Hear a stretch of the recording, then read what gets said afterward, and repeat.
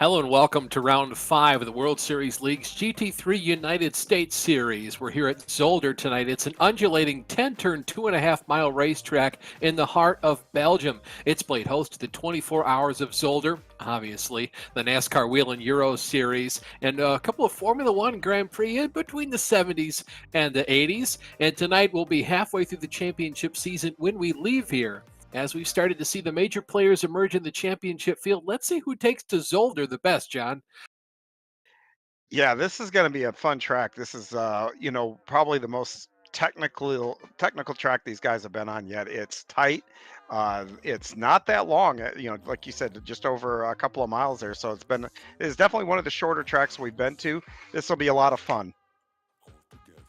Certainly Austin Belke, myself, John Hine with you in the booth. And as always, we have the fantastic Daniel Costello behind the scenes in the production trailer. And this track is all about commitment. Nailing the racing line can yield a second in terms of lap time over someone else, but getting the line wrong or going over the curves different than you need to can cost you seconds or just throw you off the circuit completely. This is one of those racetracks it really pays you to be consistent overall. You can see some of the weather facts on your screen. About 20 degrees Celsius, 5% humidity here, partly cloudy. Decent windage here, John, 8 kilometers an hour. Not too gusty, but definitely shouldn't be throwing these guys off anywhere. No, not at all. This will just be a normal Wednesday night drive for these boys. Tight and like I said, lots of turns here. They come up quickly. Um, I expect a lot here. I think this will be one of our better races that we've had so far, and that's saying a lot, actually. I think so too, and it's really hard to pass at this track, but this is definitely one of the most fun places, in my opinion, to go to be able to drive and have a shot at racing victory. I like to call this place, in my opinion at least, it's kind of like a miniaturized version of Imola, the place we were 2 weeks ago. It's got a lot of changing elevation. You have a lot of tight chicanes. However, I think the curbs here are even more treacherous than they are at Imola. Yeah, and don't expect to see the orange smoke here, though. This is a place that I would think that we'd see a lot of Max Verstappen fans in the stands if this was a Formula One race once again. But yeah, the cool thing about this track isn't too far off the beach, if I'm not mistaken. No, it's not. It's pretty close. But without further ado here, we're going to go ahead and get started with the starting lineup here. Kai Diel starting the same place he finished last race on pole in the Pro category. Jeremy Littleton in second, Chase Wilson third, Taylor Lane fourth, Dean Timms in fifth, Harry Wills in sixth, Ethan Bass rounds out the 7-car Pro field. In the Pro-Am field, Blake Scott lines up on the pole. He's got Rich Calais to his outside, Braden Melling in third, Mark Scott in fourth, Kyle Smith fifth, Derek Miller in sixth. Rounding out the field is Justin Rousseau and Christopher Johnson in eighth. Moving now on to the AM category, Matthew Plaisance takes pole with John Casey in second, Greg Brockway in third with Rick Swan and Aaron Beaver rounding out the top five. Eli Sasick and Eric Papineau round out the 7-car starting field.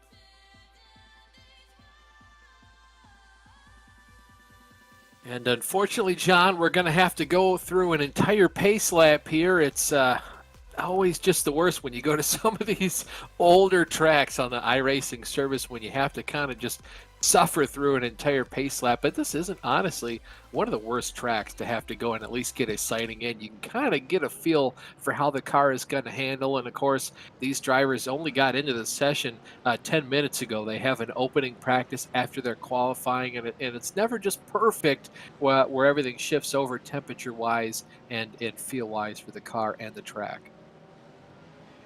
Yeah, and the thing is too, it gives them a little bit of more of a recon, maybe at a little slower pace than what they were practicing, everything else. But the one thing about this track though, with these turns and as tight as what things are, is you see them getting ready to come to green. The braking zones and what you're trying to accomplish here, passing is very difficult, but it is doable by outbraking people.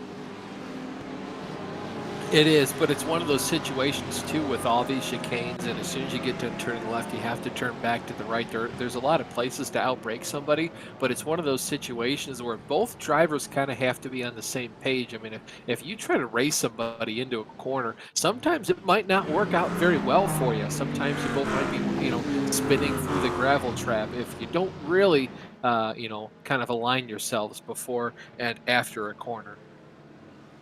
Yeah, you hit the nail on the head, and that's what we like to call give and take. There's got to be give and take here, especially early on in these races. You can see the entire field continues to follow the iRacing pace car about halfway through the track. For right now, like I said, 2.5 miles around this 10-turn facility. This place is pretty old, originally built in the 1960s. They've had a lot of races here. This particular configuration, I believe, has only really been in effect since about 2002. They had a lot of major safety upgrades in around the 2006, 2007 years, if I recall correctly. And this place hasn't always looked just like this, but it's been pretty close throughout its lifetime. Also, these guys, when they're going around at this slow pace like this, as a driver, you tend to kind of look around because, usually when you're at speed, you can't do that. The one thing these guys got to be noticing, though, is those barriers are not far off the track, so they better be on their marks.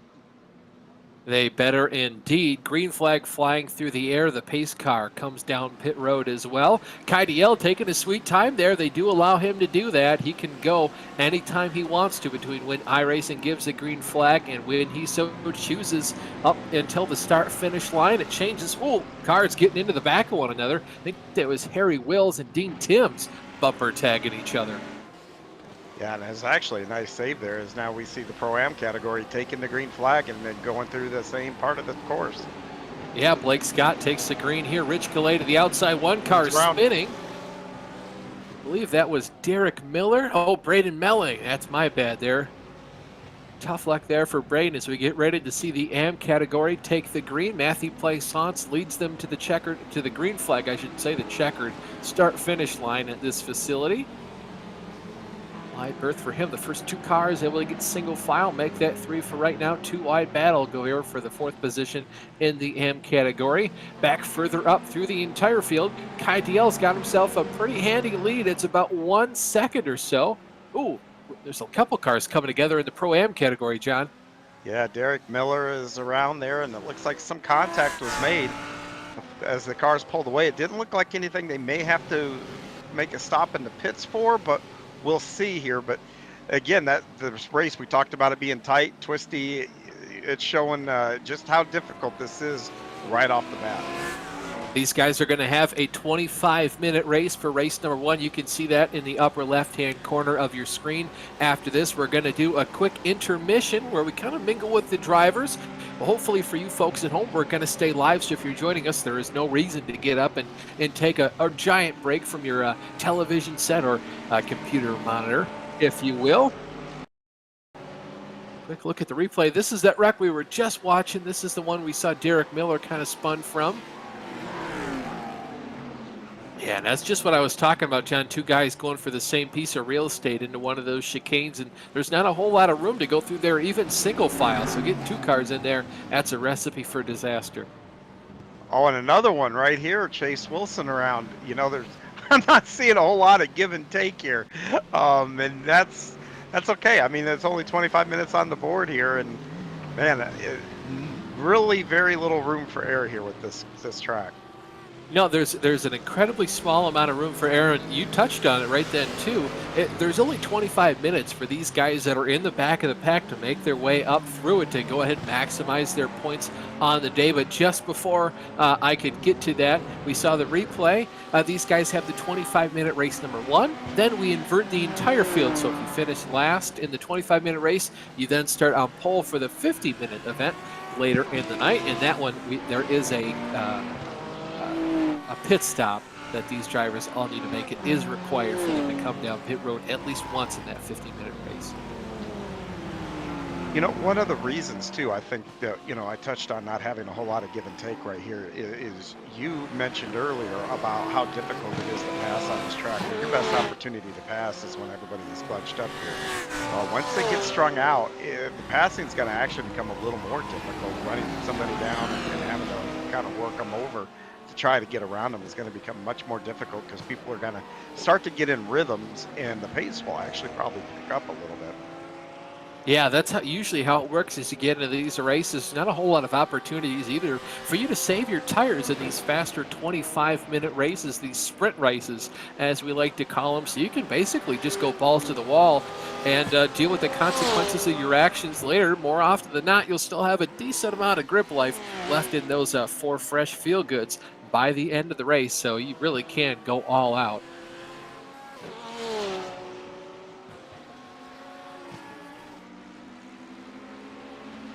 Two-car battle here. We're looking at Rick Swan. He's got John Casey up underneath that rear wing of his. Go ahead, John.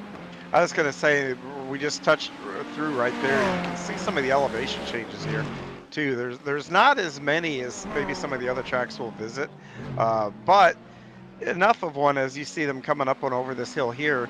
It's enough to just keep it interesting for the drivers, though, and help them create passing opportunities whenever there's an elevation change, whether there's a braking point at the bottom of a hill or getting a run out of a corner that's going up a hill.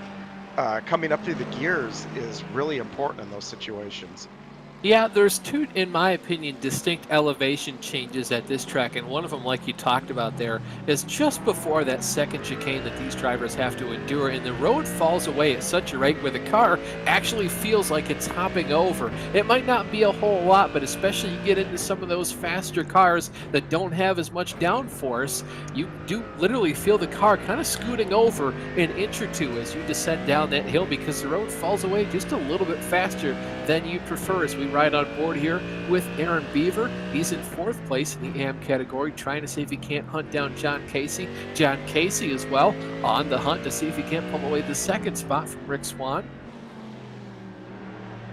Yeah, we'll visit the Nürburgring here towards the end of the season, I believe. I think we are anyway. And yeah, there's some elevation changes there for sure, and especially I think there's a couple that I can think of where you get all 4 wheels off the racing surface for a bit. We'll see if these 2 drivers are aligned and thinking on the same brainwave. It looks like they are. Aaron Beaver taking that spot away from John Casey. We'll see if he can kind of go any better with trying to get away that 2nd spot from Rick Swan. We'll see if he has an easier go at it. Probably assume it'll probably take him at least about a lap and a half here, best case scenario, unless we see Rick make a mistake, and usually he's not too keen on making those. No, we've seen him all season, and he's been spot on, and he is definitely a driver that rarely puts a tire wrong. Yeah, he left something on the board, though. In that last corner, he went a little bit wide, especially through the center. That forced him to go even wider on exit. Didn't allow for Aaron to get down to his inside. It did give him, though, about a good 1/10 or 2 of a second to get up to that rear bumper of his. I'll tell you what, though, Matthew Plaisance has got to be loving this. I don't know if he and Rick Swan talked about this before the race, saying, hey, I'll run away. You just kind of hold them all up, and I'll return the favor later. But I tell you what, Matthew Plaisance, if he's not best friends with Rick Swan right now, he is going to be after this race because Aaron Beaver is coming. Yeah, in this category, we've seen him. Beaver's going to make the pass, it looks like here. He's got the preferred line. And we've seen these 2 just trade wins and everything else this season. These 2 guys are really, really... Oh, he got wide. Watch this crossover. Yeah. Yeah, those 2 guys have really had a stranglehold on this series, or this division anyway. Oh, Aaron just barely had to back out of the throttle there. That is not what he wanted to do coming out of that 3rd corner, but you had to give it up. He had to lift, otherwise he was going to go wide. That allowed Rick to get right on by him, and it's so aggravating when it happens as a driver, but for these 2 guys to be going back and forth at it with this position, I'm sure they're having a blast right now, John. Yeah, I bet they are. And that's, on one hand, it's a lot of fun to be racing like that, and the other hand, it's frustrating. So you got competing emotions usually in that scenario, because you got one that's faster, one that's thinking, hey, come on, cut me a break, it's early. But yeah, it's a lot of fun when you're playing cat and mouse out on a track with somebody. Riding along board here with Taylor Lane, one of our drivers carrying that onboard real-life camera. He's in the Zoom call that all the drivers have the opportunity to join before the end of the session. They just enter their names so that Daniel knows who they are and kind of which car to link them up with. And then you can see, I mean, this is real time here. Making a right turn there, you can see putting some right steering into the input of that steering wheel. This is all live, so you can see all of his reactions, the intense focus, and you can tell he's got a pretty wide set of monitors, A, because you can see it on the left side, but B, he was making that tight right-hand corner. I mean, you could see just how far over he was looking to the right. He's definitely got himself quite the setup. I like this track with these turns, man. Every time we've gone to an in-car, these guys are leaning in their seats more than I've seen at all this year. It's pretty entertaining to watch. Oh, side-by-side action here. Aaron Beaver on Rick Swan through this fast left-hander going down the hill. Aaron's going to shove it up the inside. It looks like he's going to get it. We'll see if Rick can pull the crossover. Aaron might have gotten the slow down there. He cut that last middle part of the chicane a lot. It doesn't look like he'll have it, though. He's going to have that position by at least a good second. I'll see if John Casey can follow him through. Casey's got a pretty good run there. He's going to shove it up the inside. We'll see if it sticks. It is, but we'll see if Rick Swan can mount any sort of a counterattack. Yeah, and that's really tough there because my guess is what happened with Swan here. When somebody gets you offline or whatever, it interrupts that rhythm, and it might take you a few turns to kind of settle back down. But if there's somebody there breathing on your neck, you don't get that chance to settle down, and that can leave you vulnerable for a pass right there.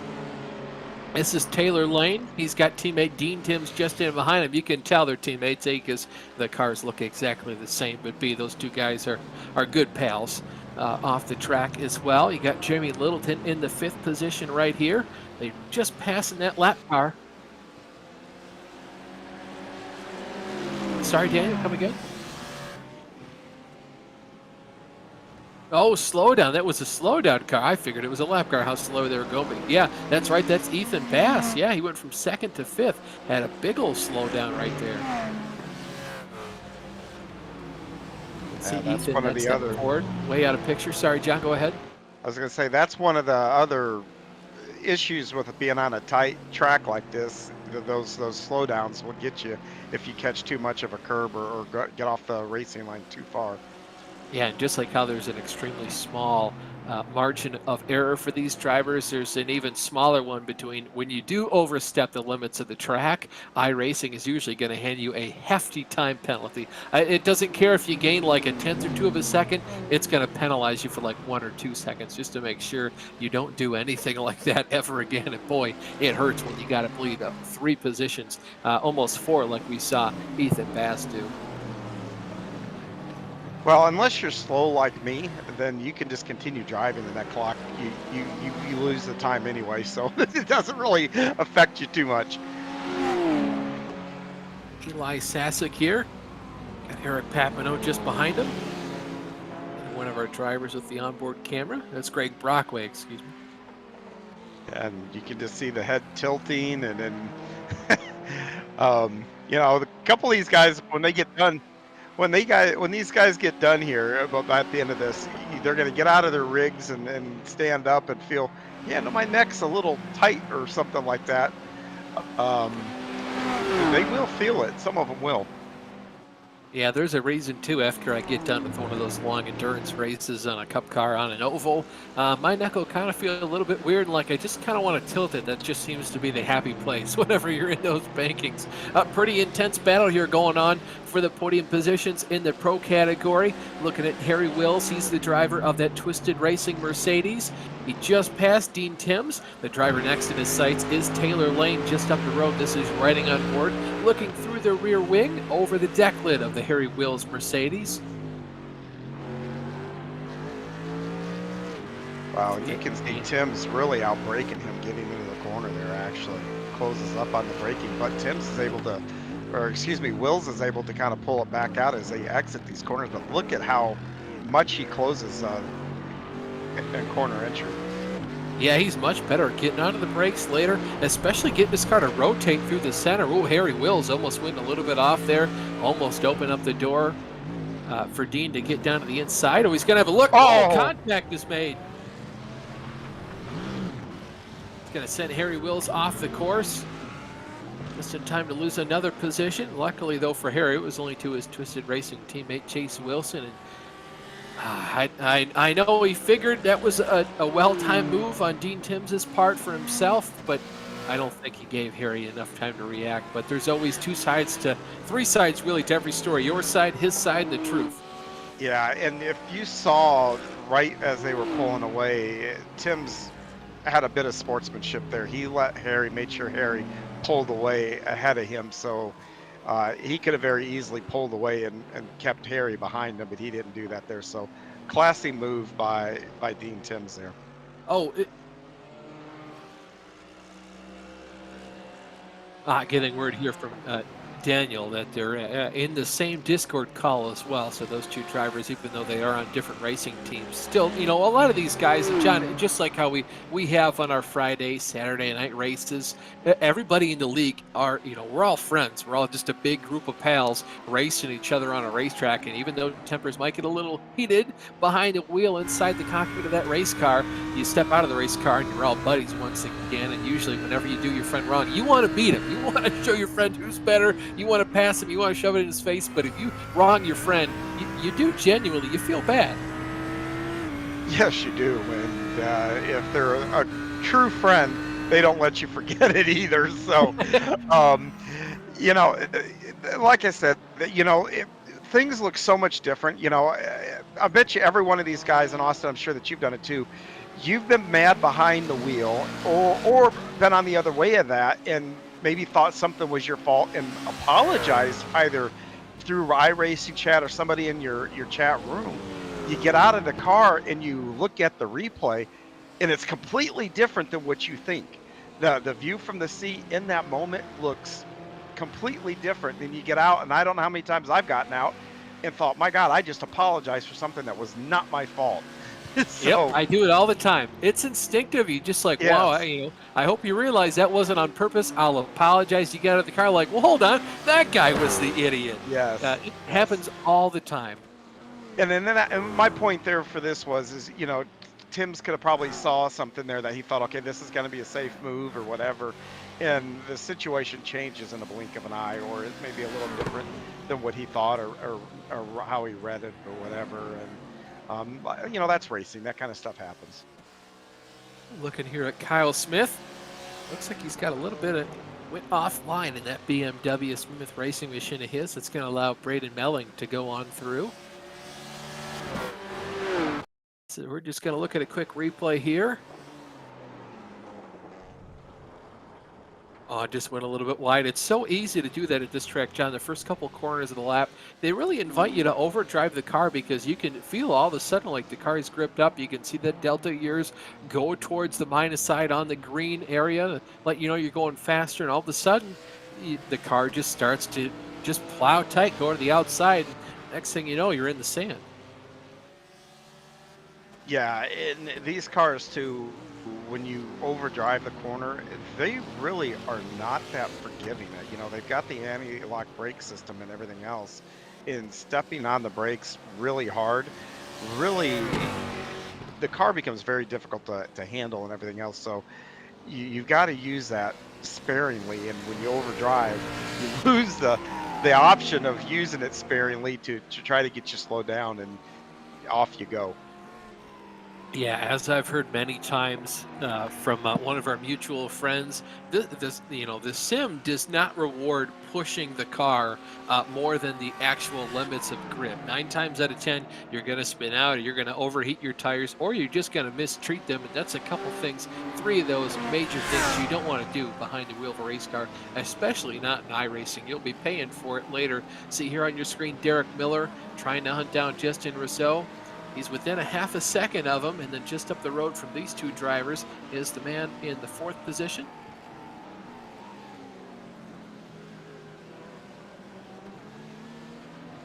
You can see Derek this is having part of the race here that, I was going to say, this is the part of the race here that, everybody is kind of settled in, and that you know what you got, where your competitors are beating you, and this is where you can start to strategize about, okay, I'm not going to be able to do the okay, he's not making mistakes.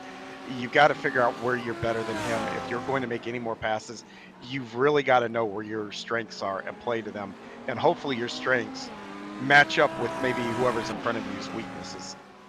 Yeah, for right now, it doesn't look like that rear axle grip is on Derek Miller's side. You can see him there. It looked like he was having to put a little bit of counter steer into that car just coming out of that final chicane here on the racetrack. And John, I'm sure you saw it in Discord earlier today. I tried to look up a track map with all the corner names, and the only one I can get here is the Villeneuve chicane.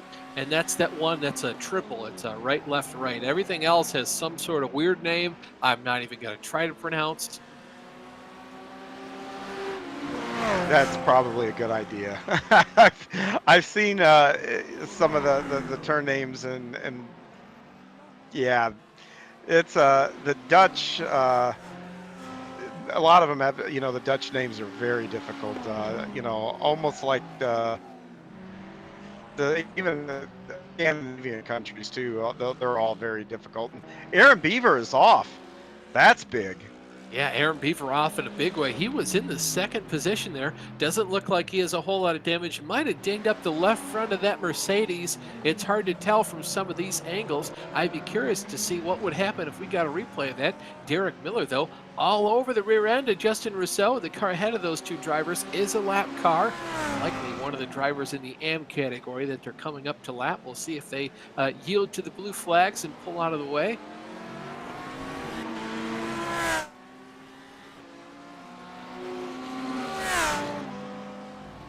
Yeah, Aaron Beaver, I mean, he was putting down some flying laps. He was trying to run down the leader in his category, Matthew Plaisance. Looking here, Eli Sasek, trying to see if he can't make up a position there on Rick Swan.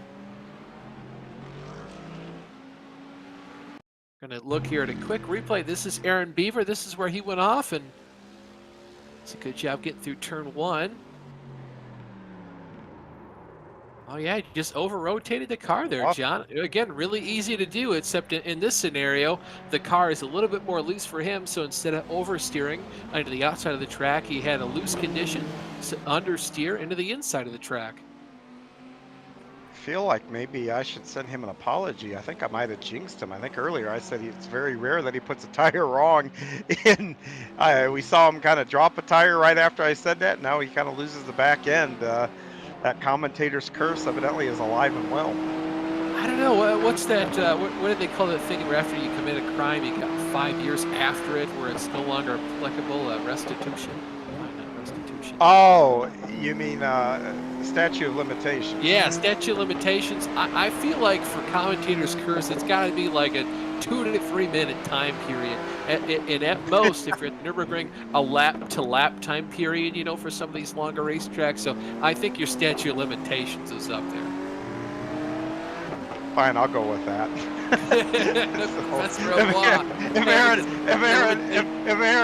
If Aaron's watching, though, I bet you he's probably going to disagree with your assessment. But oh, we got another one around. That's Harry Wills. Oh, man. That is a hard lick for Harry. He's got damage on both sides of that race car. Yeah, I don't think those front tires are not pointing straight. No, he's dog cracking it pretty heavily there. I think he lost a lot of toe linkage on that rear axle. Oh, bam. Oh, that'll do it. Oh, man. Yeah, that did not look like all the damage on the right side of that car that Dean Timms would have had a hand in putting down. Boy, that's a hard lick. And he resolutely, though, he wants to finish this race, man. Yeah, he caught that curb. It upset him coming out of that chicane there. And, yeah, that double shot, that's when he's got to be thankful he's not in a real car, because I tell you, the first hit, you can brace for it, and then you hit it in a car, and you kind of exhale in all this, and then a second hit comes. Those are what really hurt inside a car, because you just absorb that second hit there, and man, that's a tough break for Harry. Yeah, that was a hard lick for him. That was, I definitely don't feel like he saw that one coming, especially with where that car went off there. It's not very often you see that happen, especially not coming out of that turn 4 or 5 area before you go down that second straightaway into the first chicane. We'll see if he's able to finish this race. We're coming back down. I believe the leaders should get the white flag if they haven't already. I think they'll get it this next time by.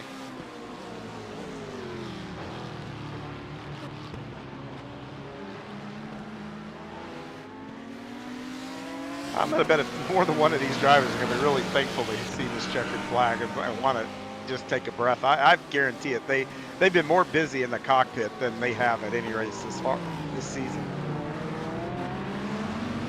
Yeah, these guys, I mean, this is just one of those racetracks, too. You have to be up on the wheel. There's not a whole lot of areas to rest behind the wheel of these race cars. And indeed, the white flag is out.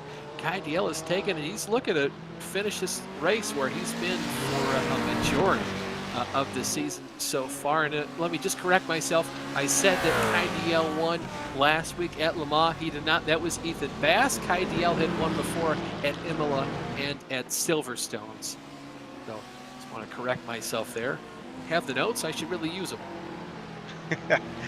You know, I took many a test in college that were open note, and I thought, after when I got my grade, I thought, you know, I probably should have used my notes. So I've been there, done that. But, you know, Yeah. The one thing, too, about we talked about being busy in the cockpit, the rights, the lefts, and all that. There is a mental aspect to this because you've got to be really focused and sharp to be hitting these marks and not catching a curb. We've seen now what catching a curb can do to you. So, you know, yeah, these guys, I bet you are going to enjoy this little break here. Yeah, certainly. Kai Diel coming off that sharp hairpin of a corner. He only has to make it through 2 more chicanes, and he'll see the checkered flag here for the first of the 2 races, the 25-minute. This one here at Circuit Zolder. Get himself some more very well-deserved championship points, and after this race wraps up, we're going to go through all the championship points, just in case you folks at home are curious. So Kai Diel going to take the checkered flag. Second place, Taylor Lane going to cross over it right now. The 3rd driver to get on the podium looks like it'll be Jeremy Littleton, Ethan Bass, and Chase Wilson just behind him. Good solid top 5 for Chase. Very proud of that run he put in today. Did not have the fastest car, stuck with it. Blake Scott's going to take the checkered flag and win the race for the Pro-Am category at Zolder. Rich Calais coming in 2nd. Strong place for him. Strong podium as well for Mark Scott. Glad to see him up there. Chris Johnson crossing the start-finish line. Got Rousseau and Miller. They're going to finish just how they were running for a majority of that second half of the race. All the way down in the AM category, Matthew Plaisance started this race on the pole.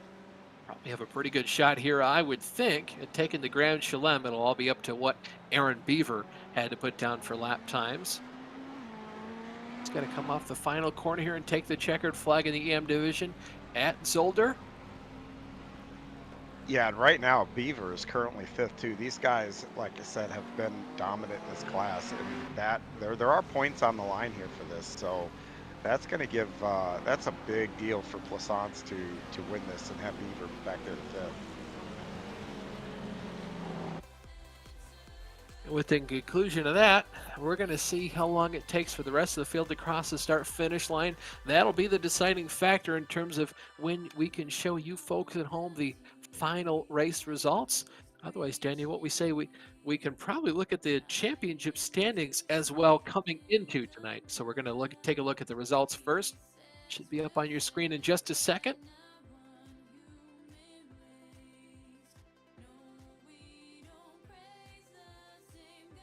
Kai Diel comes home with the checkered flag in the first of the 2, the 25-minute race.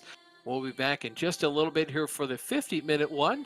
Taylor Lane comes home in 2nd. Jeremy Littleton rounds out the podium. Ethan Bass, last week's winner out at Le Mans, comes home in 4th. Chase Wilson in 5th. Teen Tims and Harry Wills rounds out the 7-car field. Moving on to the Pro-Am category, Blake Scott came home with the checkered flag.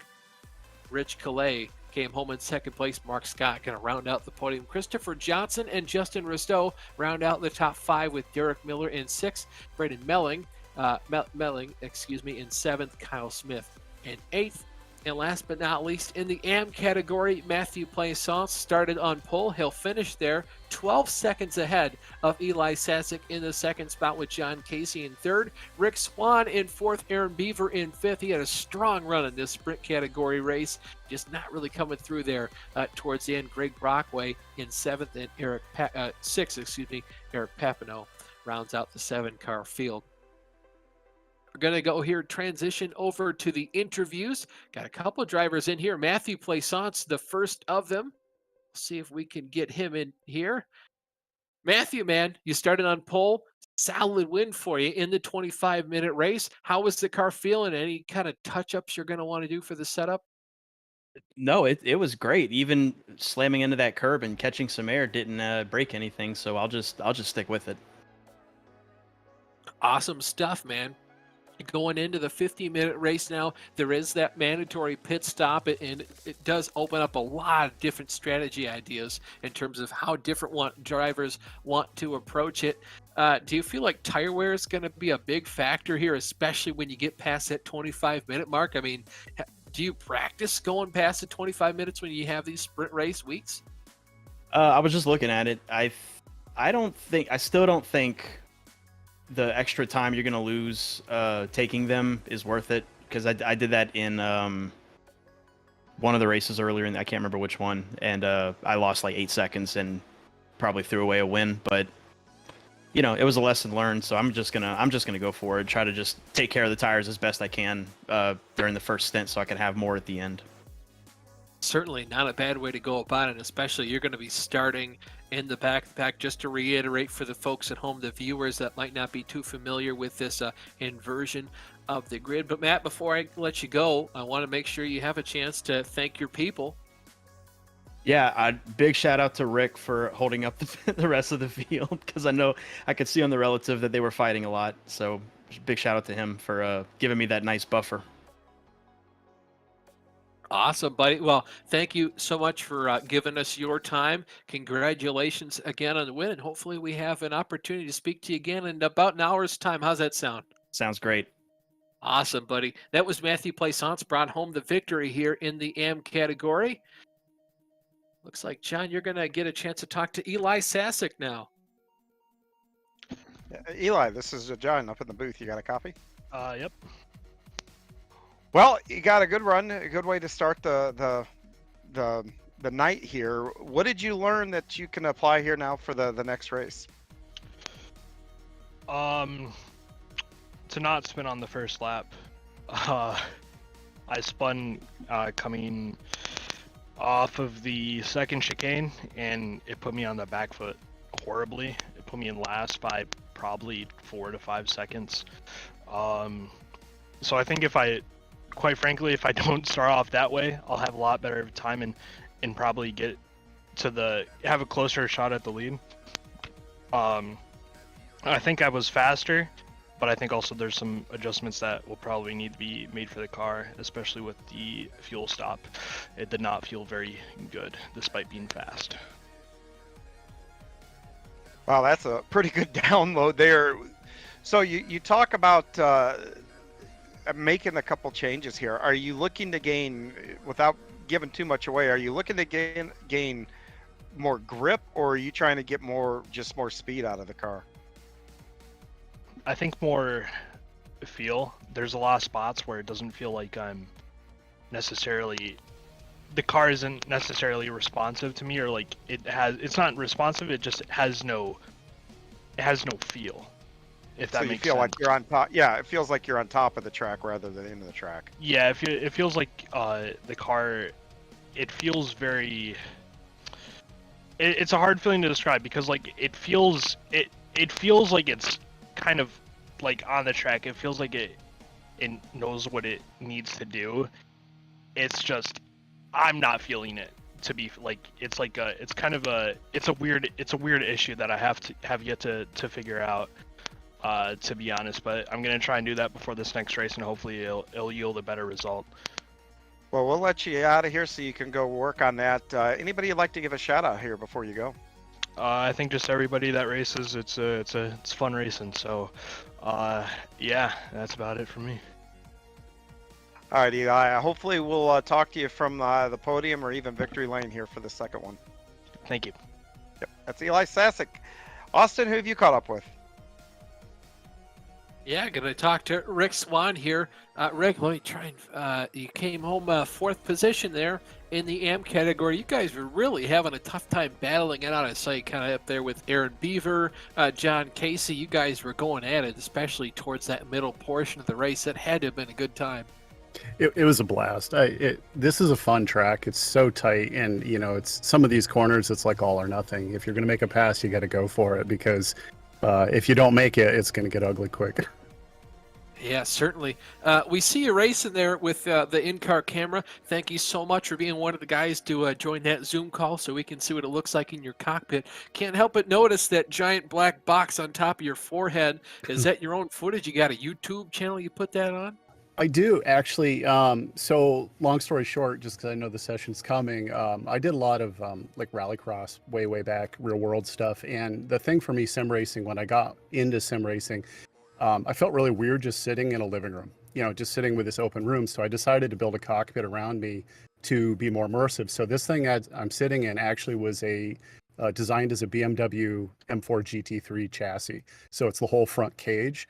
And then I started getting into prototype racing. So I actually built a prototype cockpit inside of this. So what I do is I shoot POV videos. I run 2 GoPro cameras, one on the dash that's actually just below the webcam that we're using for this, and then a GoPro here, and I merge them, and I produce videos with in-car audio.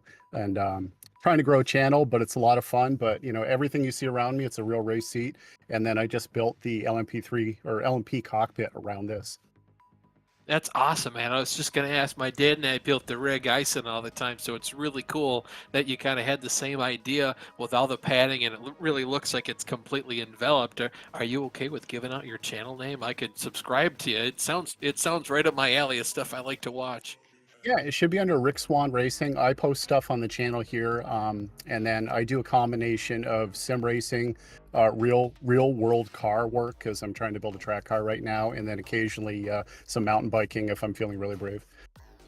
That is awesome, man. Thank you so much for letting us get it. I'll definitely have to take a look, and I'll hit you up there on YouTube later with a subscription. Thank you so much for taking the time to talk to us. I appreciate that more than you know, Rick. Who else do you have to thank before we let you go? Well, I got to thank Matt and Braden for having me on the team. This is the first. This is only the second league racing series I've ever done, and this is actually the first team I've ever been a part of, and really appreciate them giving me the opportunity to race with them. Oh, you love to see that. Glad you're here, buddy. Great league to be your second one as well. So definitely glad you're part of this. Rick, thank you so much for taking the time to talk to us. Best of luck here. Hopefully we get a chance to talk to you in about 60 minutes or so from now. All right. Thank you, sir. Thanks for having me on.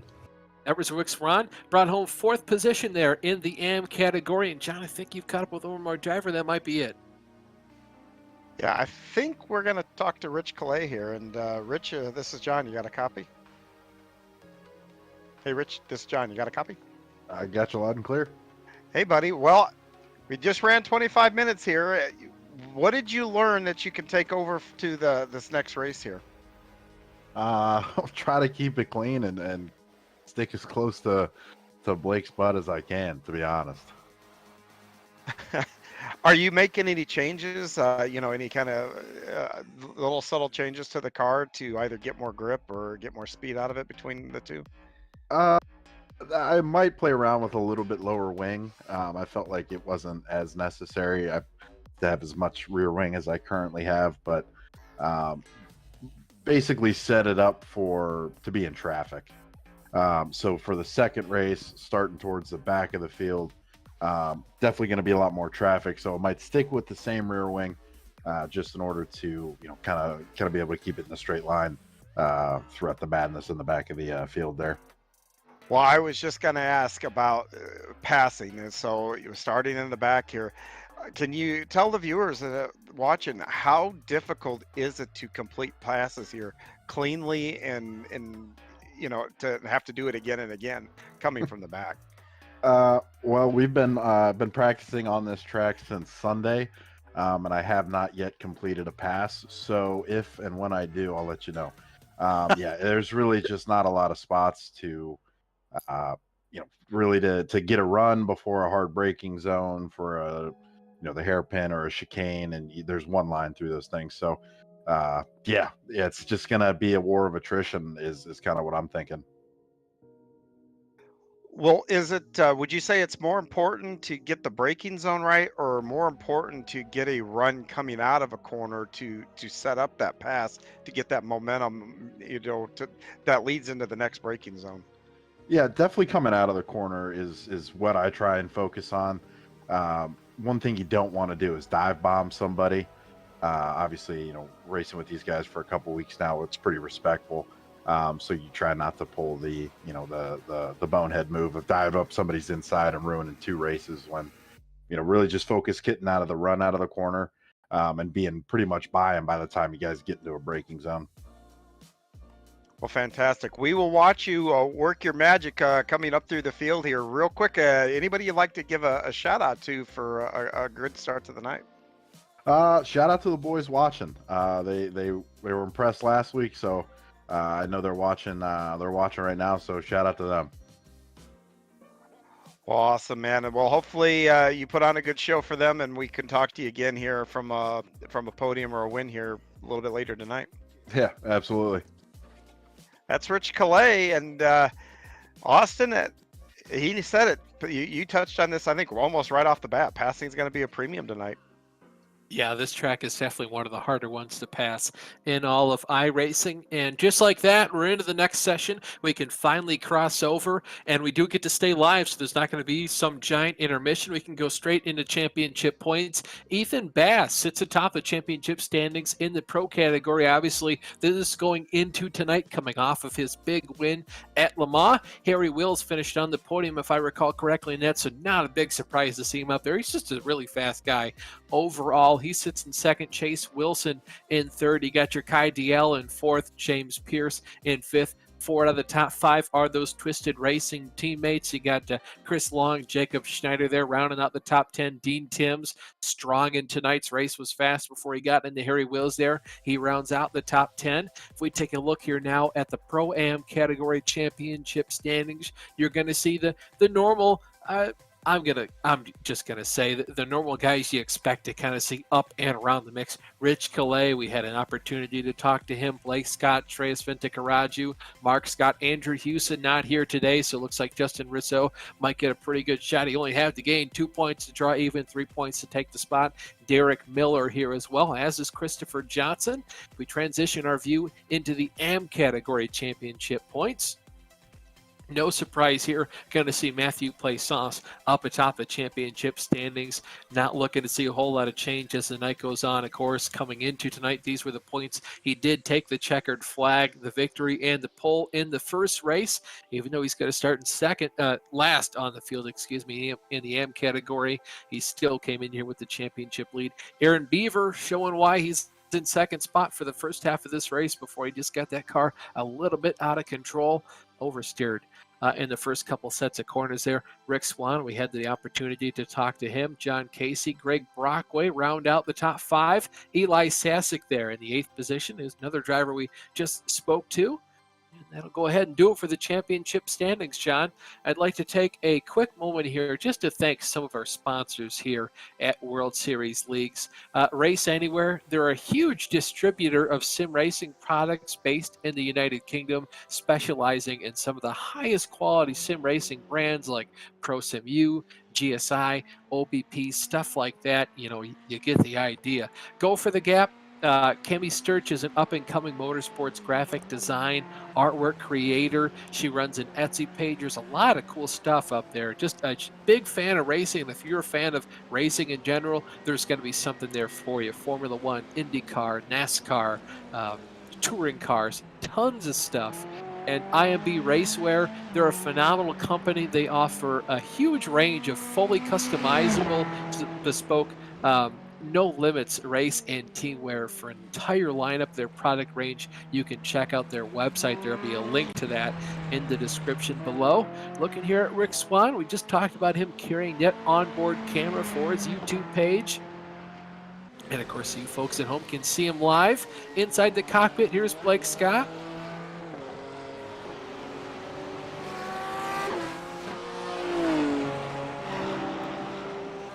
Again, one of our other drivers there carrying that in-car camera for us.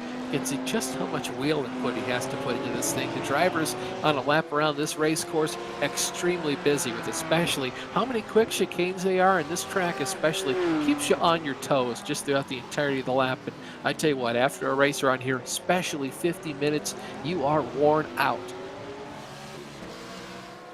Yeah, and not only from the driving, but again, from the mental aspect of this, you just don't have a lot of time to relax. You've got to be super focused, hitting those marks. And got to give Rick Swan another shout out, man. I already went to his YouTube page and looked at it, and man, he's got a lot of really cool cars. And then I see the thing that he built, and very cool, man. And so, yeah, I encourage everybody to go out there and watch that. And I can't wait to see his video on why he sim races and built the sim rig. So definitely go out and check that out. Yeah, I already looked him up in the Google there, got on his YouTube channel, subscribed myself. I'm excited to kind of go out there, get his opinion on stuff. It's always nice to see what other drivers do with their sim rig. And what I found time and time again is the more you feel like you're in an actual race car and you're comfortable, you can just think what's going to happen, and you just become faster because you think, oh, I should do this in the car to gain time, and it works, and you go faster and faster. And as soon as you get all those creature comforts, we like to call them, John, out of the way, or rather in your way, into what you're doing, you just seem to gain a lot of time in the sim itself, the hobby as a whole. It becomes a lot more fun. Yeah, that's why I bought a VR. You know, the triples, you can get a little bit clearer picture with triples and stuff like that. But VR, that submersion, I mean, it's unbelievable. I mean, I sit in my car, I can look down, see my belts, my body, my feet. You know, I can even see my feet for most of the cars anyway when I lift over a brake or step over to the clutch. I mean, it's really cool. Taking now an opportunity to look at our grid here for this second of two races here. We're getting ready for the 50-minute race. This one's for all the marbles. Like I said, we set the entire grid for all three of the classes individually. It's a complete inversion of the finishing results from the race before. So just as that, here he wills. He saw him dog tracking it there. Very much heard that Mercedes race car. He got that car to pit road, finished last in his field. So he'll start on pole for the pro category. Dean Timms is going to start in second. Chase Wilson in third. Ethan Bass in fourth as Jeremy Littleton rounds out the top five, with Taylor Lane and Kai DL rounding out the 7-car field for the pro category. In the Pro-Am field, Kyle Smith in first, Brandon Melling in second with Derek Miller in third, and Justin Rousseau in fourth. Christopher Johnson rounds out the top five with Mark Scott in sixth, Rich Calais in seventh, and Blake Scott won the last race, so he starts plumb last in the field.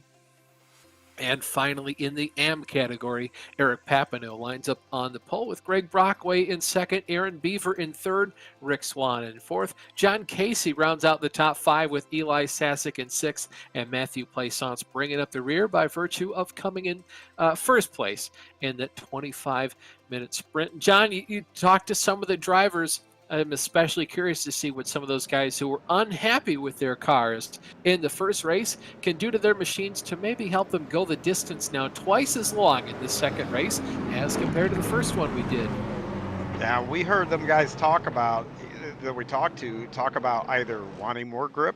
We also heard somebody talking about getting less grip, you know, taking some wing out of the car. So, yeah, it's got to be an interesting second race here for sure. All the cars continue to follow the iRacing pace car. This is one of the older tracks on the platform, so unfortunately we're forced to endure the entire pace lap. But it is worth it, though. This place is one of the most fun tracks on the surface to race on, in my opinion. I love it. It's you just get that flow to it, and it just takes a lot of commitment from these drivers.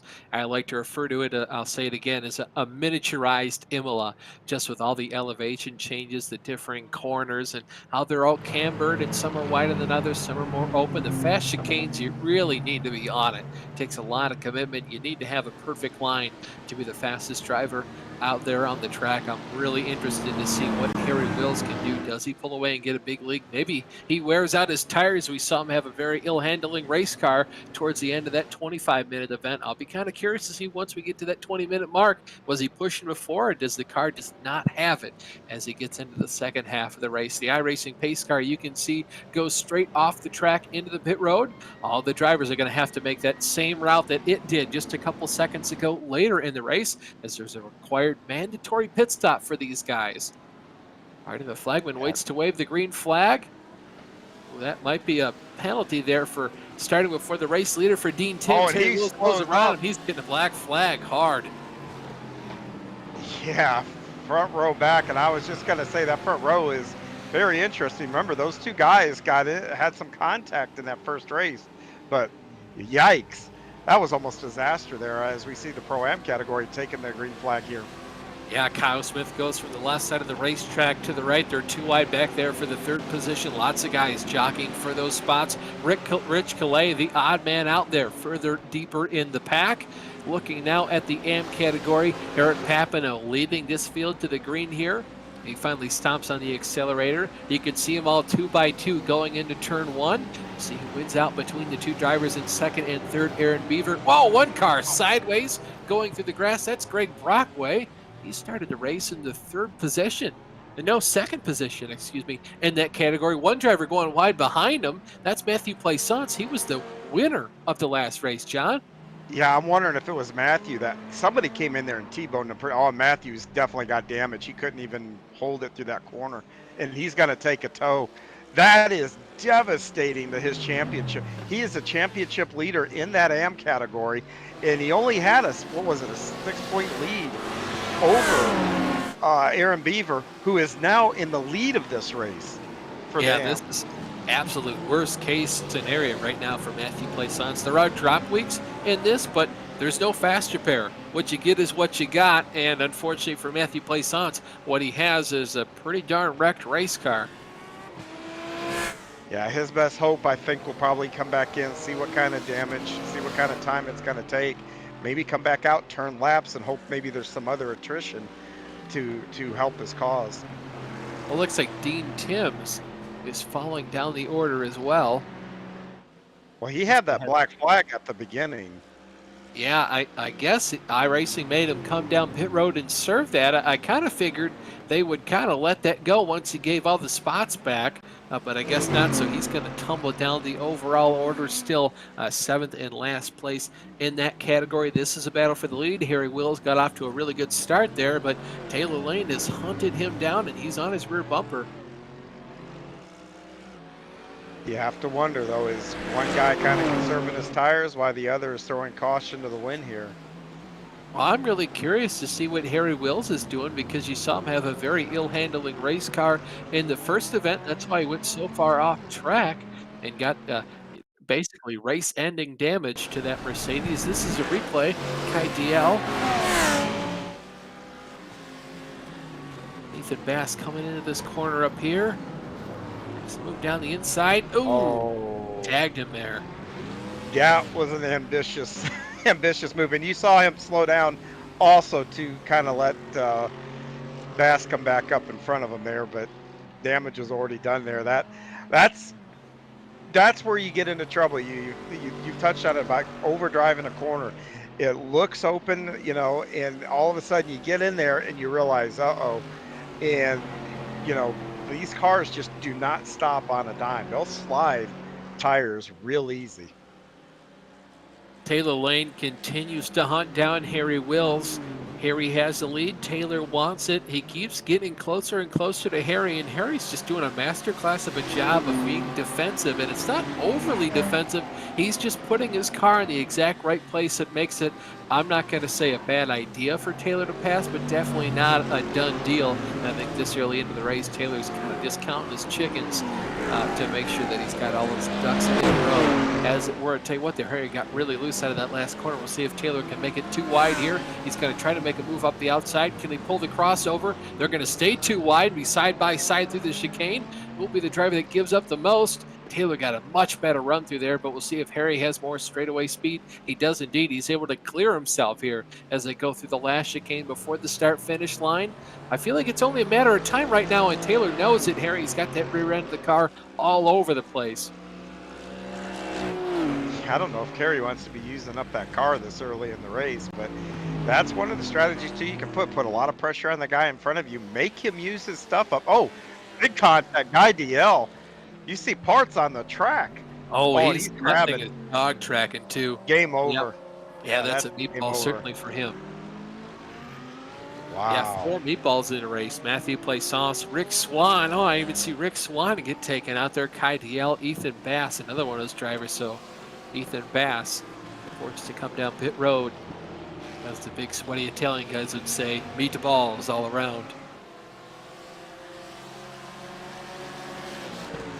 Brady Melling currently in the 2nd position in the Pro-Am field. These guys, you could throw a blanket over the top 5 cars here. There's what, like 2 seconds from 1st to 5th place. This is some awesome racing going on in this middle category.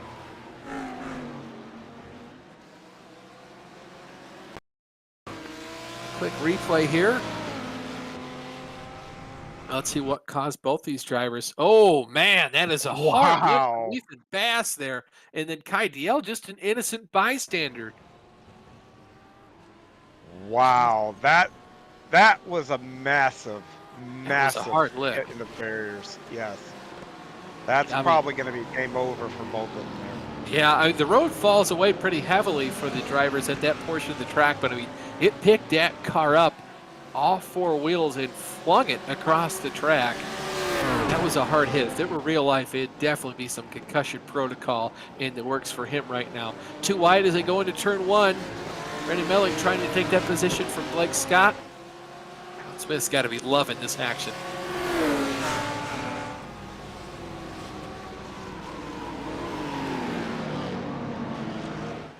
Just got word from Daniel, our director and producer. Ethan Bass has made it down onto pit road.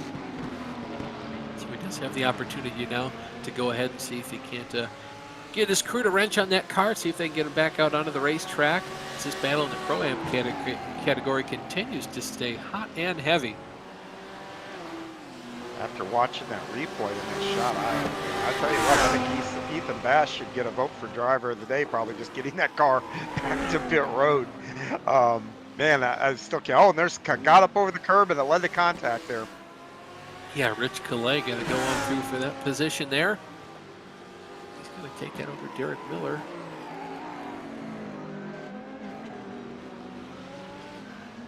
Calais is really doing what he said he was going to do, be patient and just hopefully take advantage of some other guys' mistakes, basically. And well, this is a good battle for the lead for the overall race.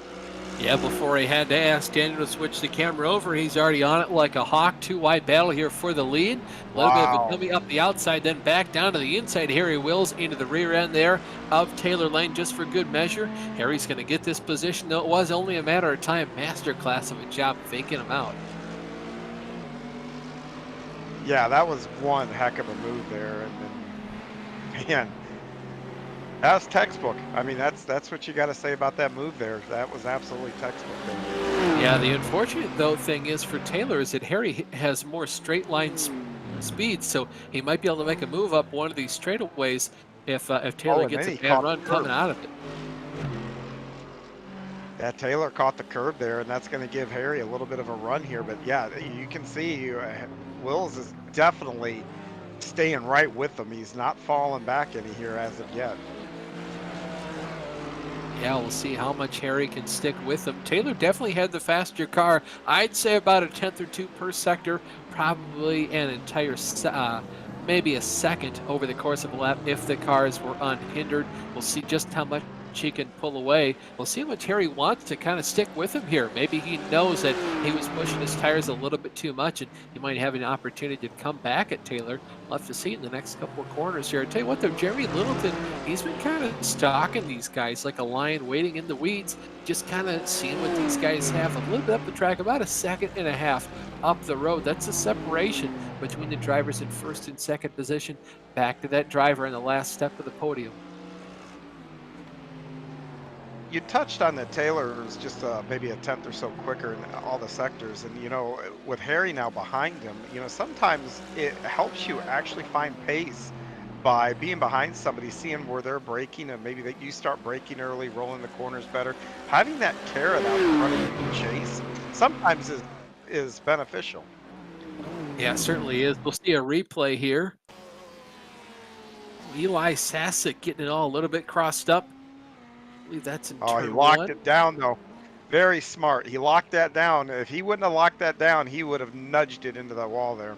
Oh, yeah, There. he definitely would have come back out of the wall without a front fascia on that car. Definitely no splitter as well. So he's going to, oh, Oh, and he then he does went it for another again. slide. Can he lock it down? And this time, Oh, oh, not as lucky the second time. boy, Another I angle think of it. the trouble. Yeah, I think the trouble Ooh, he's having now. That's yeah, that's that's it probably done. game over now. Yep, Yeah, I was yeah. gonna say once you break something and you just don't know what you got, and oh, tough break for Eli Sasek there. Yeah, I tell you what, fool me once, shame on you. Fool me twice, shame on me. Fool me 3 times, I'll probably just park it because my car is totaled. I've been there. It's a rotten place for a driver to be, but you can recover from here. This place is not easy on these race cars, especially not having slid off. And I guarantee after that first, he locked it down, car was still fine. Second time where he kind of just doored the wall, I guarantee that third incident was a factor. Or the second incident was a factor in the third one because that car, it just looked evil. It looked evil. He does not make those sorts of mistakes, man. He was off in a big way, and I guarantee it's because he damaged something in the suspension of that race car. So what were you saying about the time, the statute of limitations on commentators' curse? Because let's see, Eli Plaisant, sorry, we just interviewed. He had problems. Sasek now we interviewed, problems. Who else did we interview? Because I'm kind of starting to see a pattern. Swan, yeah. Yep, I'm seeing a pattern here. Yeah. Well, I could take this 2 ways, right? I could plead the fifth, or I could just say again, it's 5 minutes or a lap. And for Matthew Plaisance, we have to go with the minutes. I'm sorry, Matthew, that's not us. Yeah, and we'll probably have to talk to Daniel here to get us all packed up and out of Dodge pretty quick here because of people put 2 and 2 together here. But man, they'll quit coming up here and talking to us. But yeah, it's just some tough breaks, and this is a really tough track. I mean, it's really challenging to make pace here and do it consistently. It's just so easy. And I said it earlier too, these barriers are not far off the racing surface. It does not take a whole lot to leave the surface and find those barriers. No, it really doesn't. And I'll tell you what the worst part for these drivers is the inversion of the fields from the finishing order of one race to the next. And John, you and I are extremely familiar with inverse gridding based on previous results, whether it's from the race before or qualifying. If you win the race before, you want to win the next race too. It really puts you in a tough position where you can no longer wait for the guy ahead of you to make a mistake right off the bat. You have to go out there. You have to be chomping on the bit to get these positions, and there is no rest for you. You have to go at it if you have any chance, especially in some of these categories where there are 7 or more cars. You have to be on it, especially at a track like this where it is so difficult to pass. And it forces you to put yourself and the driver around you in some pretty complex and not enviable position.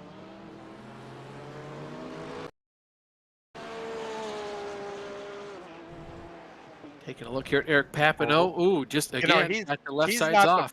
He's not the first guy we've seen lose right there. That's where Plaisance and DL had their issue. And I think even last race, somebody, don't remember exactly who, same spot on the track popped off of there. So if some guys took some wing out, that could be contributing to that going through there. But to touch on what you said earlier about coming back through the pack, the other challenge is the cars that are faster, that are towards the back and trying to move forward. Well, now they're battling for position. So it isn't like you're just trying to pass guys wholesale. You're going from one fight to another. And, you know, that adds a high level of difficulty, especially on a track that's incredibly tough to pass on. Well, yeah, because sometimes you go to make a move on a guy, it doesn't work out. Now you're put at a disadvantage to the person behind you. You're kind of playing both sides of that coin. You have to be offensive, you have to be defensive, and it can lead to now all of a sudden, instead of just putting your car exactly where you need to make time on the racetrack, you have to move the car around just a little bit, trying to look for different areas, trying to make sure you don't have dirty air on your car, trying to make sure the guy behind you has dirty air on his or hers, and it puts these guys in a lot of tough situations where you're more likely to make a mistake. Absolutely. And then, you know, the other part of that too is you come up on two guys that are already battling.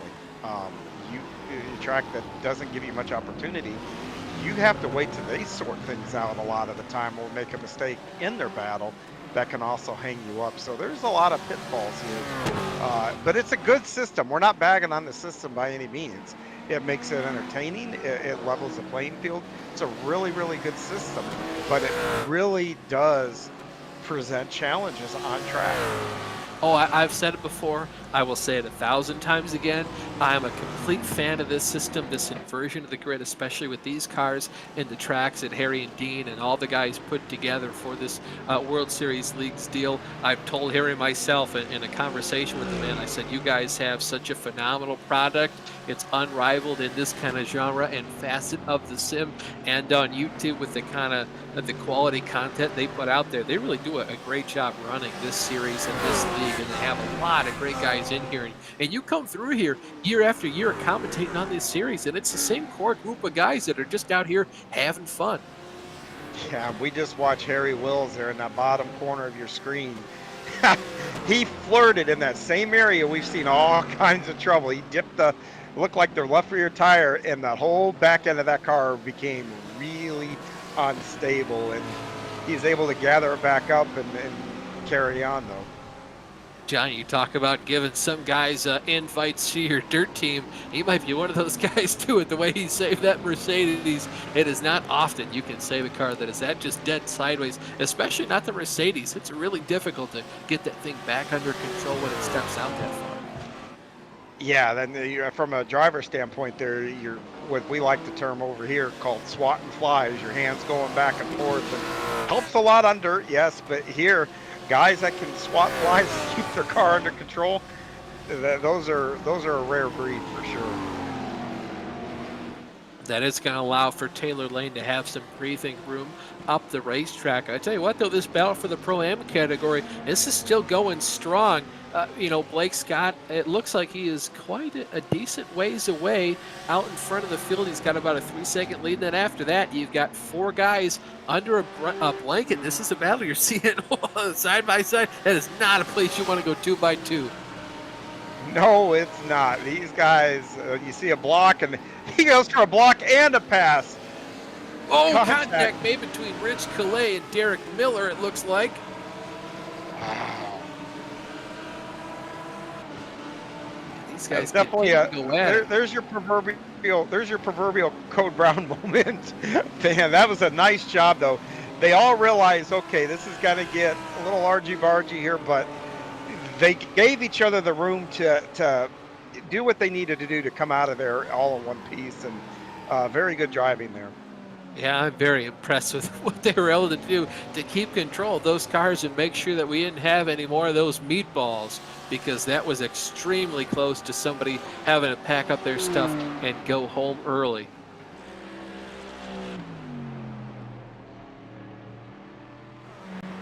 Go back here to look at the overall front of the field here, and man, I tell you, Wills is sticking around. I mean, he just really isn't, and we've not given up too much here, and you know, we're only 18 minutes. We're not even halfway in, so keep in mind, pit stops, you know, unlike the first go-around, they can play a factor here. What's going to happen? And you see these guys coming up on slower cars. You know that it's already hard to pass, so keep an eye here. The see if lap traffic or pit stops can change the outcome here. I think pit stops is going to play a huge deal into this because with how tight all these guys are running, Harry Wills, Taylor Lane especially, not to mention all those drivers in the Pro-Am category, those guys are split by like 2 seconds, but from like second place on down to 6 or something. And if either one of those guys pits before or after one another, catches some lap traffic, or just has clean air or a faster pit stop, I mean, that's the last thing on these guys' mind is to go in there, maybe underfill the car a little bit, maybe really push the boundary of braking to get down to pit road speed, or really push the boundary getting off of pit road speed up to racing speed. You know, out laps do matter, in laps matter as well. And if you have just, you know, a second a lap faster than a guy overall with your pitting sequence, you can come out there and have made up a position or two on the end of this. And I tell you what, I'm really impressed by Harry Wills here. You saw him not be in the best situation. Taylor Lane got up there, put him in a hard spot, passed him. Harry Wills himself even made a little bit of a mistake, got that car dead sideways, lost a couple of tenths. He's gained it back and then some. He's now doing the same thing to Taylor that Taylor is doing to him off the drop of the green flag. You talked about pit stops. In my opinion, I always thought that where you gain the most in the pit stops is getting onto pit road, because these guys, as soon as you get into pit road, they got their pit a road limiter, so you know everybody's going to be at the same speed. They have their limiter on as they pull away from through their pit box. So the acceleration, all that stuff is pretty equal. You know, where you get off that pit limiter and back to racing speed, all the same. But what is not the same is about that 500 yards between where you have to be at pit speed and where you kind of enter the pit lane. That is where you can make up a ton of time if you can. Yeah, well, the other thing is, too, and I think it's just the same, it can be said about accelerating off of pit road speed, especially at a place like this, because you look at this track, it is not just that short little dip off the pit road that you see before you make that left turn into turn one. It actually goes outside of the track, and you can see it there outside of turn one, inside of the track, I should say, overall, and it is a huge exit for pit road. It's a big corner. There's a lot of time to be gained there if you can put your foot on the loud pedal at the right time and hold it and get off of pit road in one piece. And there's some close racing here on this track, and I mean, and that goes to, I mean, you know, we're on a really tight racetrack, so of course it's going to be pretty tight anytime guys want to get around each other and start racing. But I think I see pit stops possibly starting there. Looks like Papineau has come in the Pro-Am category. Yeah, Eric Papineau's in the pits. You see this two-wide battle here, Pro-Am category. Mark Scott, Justin Rizzo. Mark Scott has it. Justin Rizzo wants it. Side by side here going into turns 3 and 4. It looks like they're going to continue to go. Oh, we thought better of it. Justin had to pull out just a little bit. He did, and now he's going to have to gather it back up here and then go back to work to reel him back in. Yeah, man, these guys have been going at it almost from the get-go here on the second one. And I will say this too. This pit road is just like the same in Montreal, where, you know, there is a corner just before the start-finish line. There's the chicane. If you're going to go into the pits, you don't need... Whoa, Harry Wills going a little bit wide there at a turn number 1. He's going to get control of the car the entire way through, but he was four-wheel sliding there from the apex of the corner off to the outside of the track. He continues to lose time to leader Taylor Lane. As I was saying, though, about the pit road entry, you don't need a break where everyone else does, so it can hinder you big time if there's somebody on the racetrack just ahead of you in terms of that pit road entry speed you were talking about, John. Yes, that's true. And, you know, we talked about Wills there getting a little out of shape again. This is about the same time in that first race that we've seen him start to have problems, as I see more guys coming down pit road now. Some of the pro guys are coming in here with Wilson. Chase Wilson down onto pit road. I'm glad you brought up that point, John. I completely forgot that this is the point in the race. I mean, these guys are pretty much in unknown waters, unfamiliar territory for them, because in the earlier race today, we were pretty much taking the white flag at this point. Harry Wills had not driven his car the full length race to that time. He had already kind of wrecked out of the race per se. So this is all new area for him, and I feel like he did not do quite the job of saving tires he would have liked. Yeah, I agree totally here. you know, but that's got to be in the back of his mind too. And he pushed pretty hard at those early laps. And most tires that I know in iRacing, how you take care of them the first 10, 15 minutes, it dictates just how well they're going to treat you on the back half of their lifespan. Yeah, especially on these road-going cars, it makes a huge deal. Matthew Plaisance finally leaving the pits. Good to see him getting that car back out on the racetrack. Any opportunity you have to gain positions on the racetrack and help you out in the championship points can make a big deal, especially as we get closer and closer to crowning a champion. And John, these guys aren't just racing for bragging rights. There are prizes on the line for first, second, and third in all of these racing classes. Yeah, but if I know most of these guys, bragging rights is what it's about.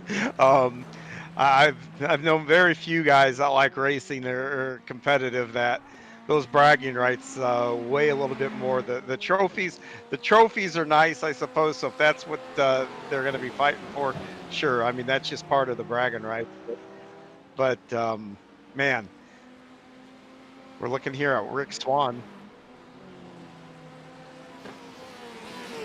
See on the pit times on the left-hand side of your screen, you can see Chase Wilson, Dean Timms down pit road, a considerably smaller pit stop time there for Chase Wilson compared to Dean Timms. Some of those guys in the AM category, the guys, John, you were talking about, we might have jinxed them. I think our statute of limitations was up. I think they did that all on their own. They were on pit road for 8 and 9 minutes respectively. Plaisance was in there for 17. But he's already made up a spot. I mean, you look at Sasek there, you know, he dropped out already. So that's one spot. And there's time here. If somebody else gets into a barrier somewhere, guess what? That's another spot. That's another point. And he's going to need it with Aaron Beaver continuing to show the way in that category. Yeah, Aaron's got himself a 27-second lead there over John Casey. And it's not like John's made his pit stop and Aaron hasn't. Both those guys have not yet made their pit stops. In the Pro-Am category, this battle continues to stay hot and heavily contested. Braden Melling just up the road there. Rich Calais. You've got Miller there as well. And Chris Johnson just behind all these guys.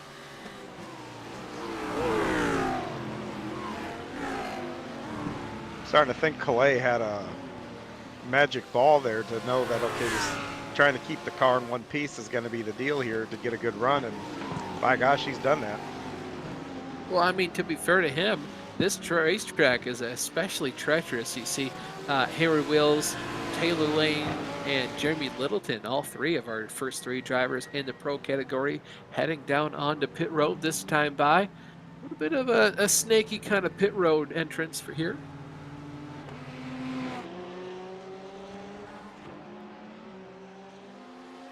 Yeah, at least they're not changing tires. Could you imagine trying to get off that pit exit with cold tires? Oh.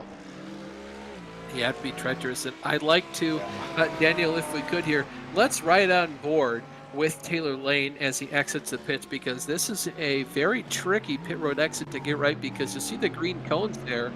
That's when the pit road exit leaves. So here's Taylor exiting the pits now, and this is a very strange pit exit scenario for all these drivers, because they go inside of the track. This is looking at Harry Wills. He goes outside and he can start accelerating as much as he wants, but he gets to right about there. He has to tap the brakes a little bit and tap them really hard right there to make sure that he goes and doesn't violate that pit exit cone. That's the trickiest part, because if you overstep the boundaries there, you get a black flag, and usually it's a drive-through penalty that is going to absolutely kill your race. You can hear Blake Scott. Yeah, this is exactly, watch him grab the brake right here just to make sure he sets the car. You can see the nose dive really hard right there. That's what I'm talking about. Just trying to make sure he doesn't overstep the boundaries there, send that car too wide. Daniel, thank you so much for that picture there. Perfectly proving the point there. Just how treacherous it is to get off a pit road here. It's not a straight shot. Yeah, that's incredible. You get yourself in trouble so many ways here. You can hear it, Derek Miller. He is 0.8 of a second up to Rich Calais. He's doing a pretty darn good job. He's It's pretty often we see that bright colored Lamborghini up near the front end of the field. Ooh, Harry Will's going for another big slide there. Not taking tires, proving I don't think the best idea for him. He continues to really struggle with rear end grip on that Mercedes.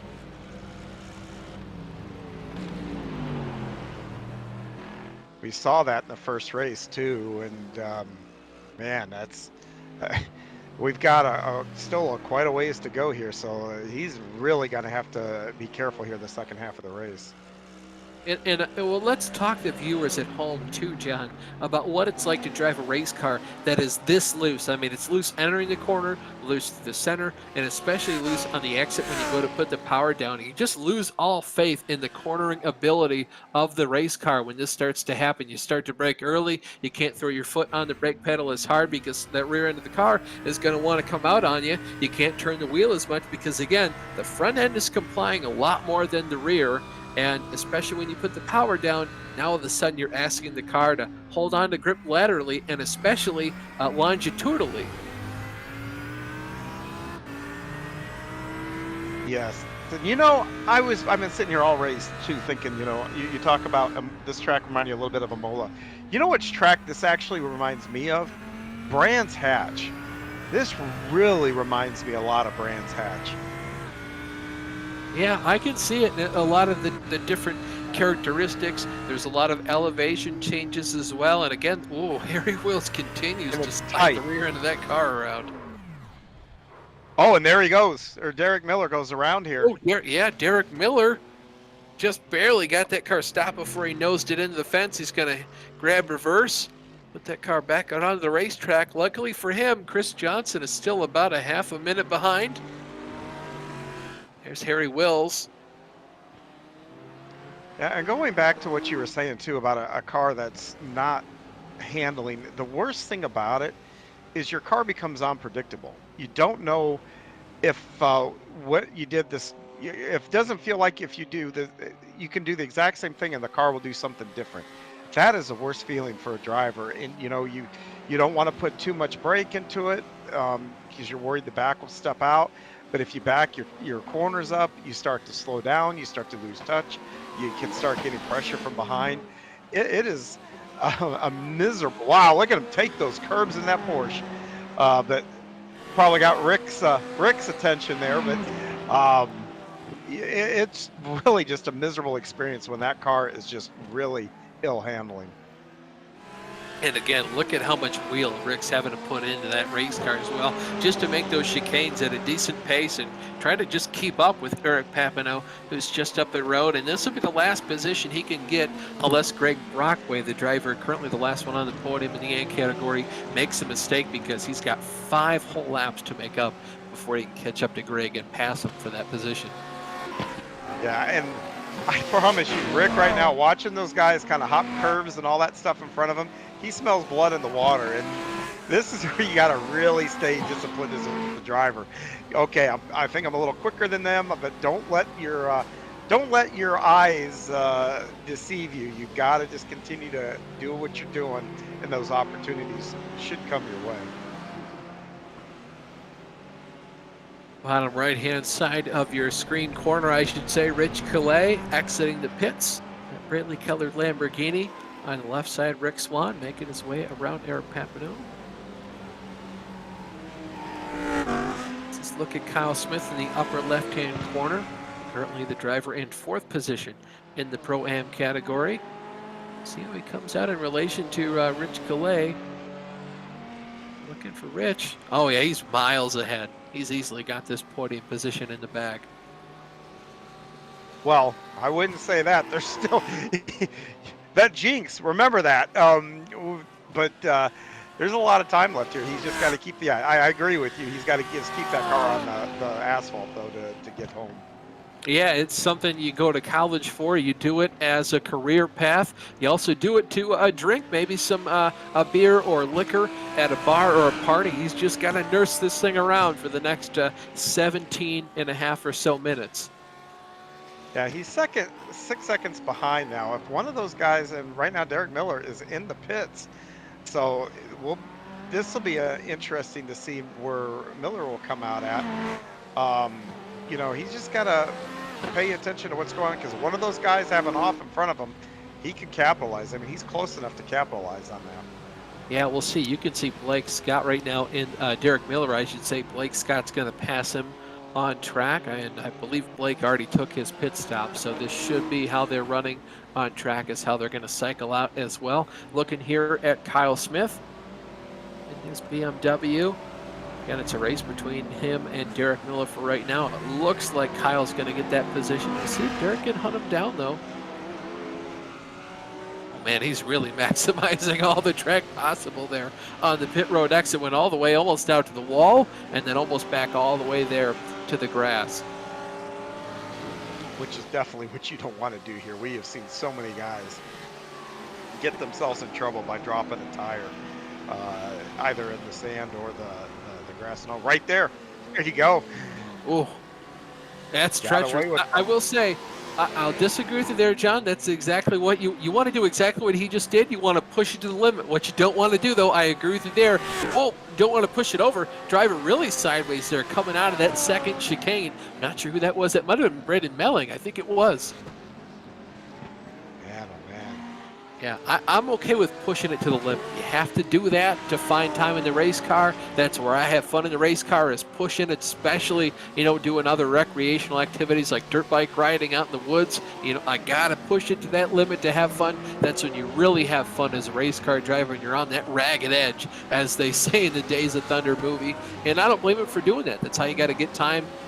You don't want to, though, push it over the edge and lose time, track position, lose the entire car for a matter, too. It's just, it's not what you need to be doing at this point in the race.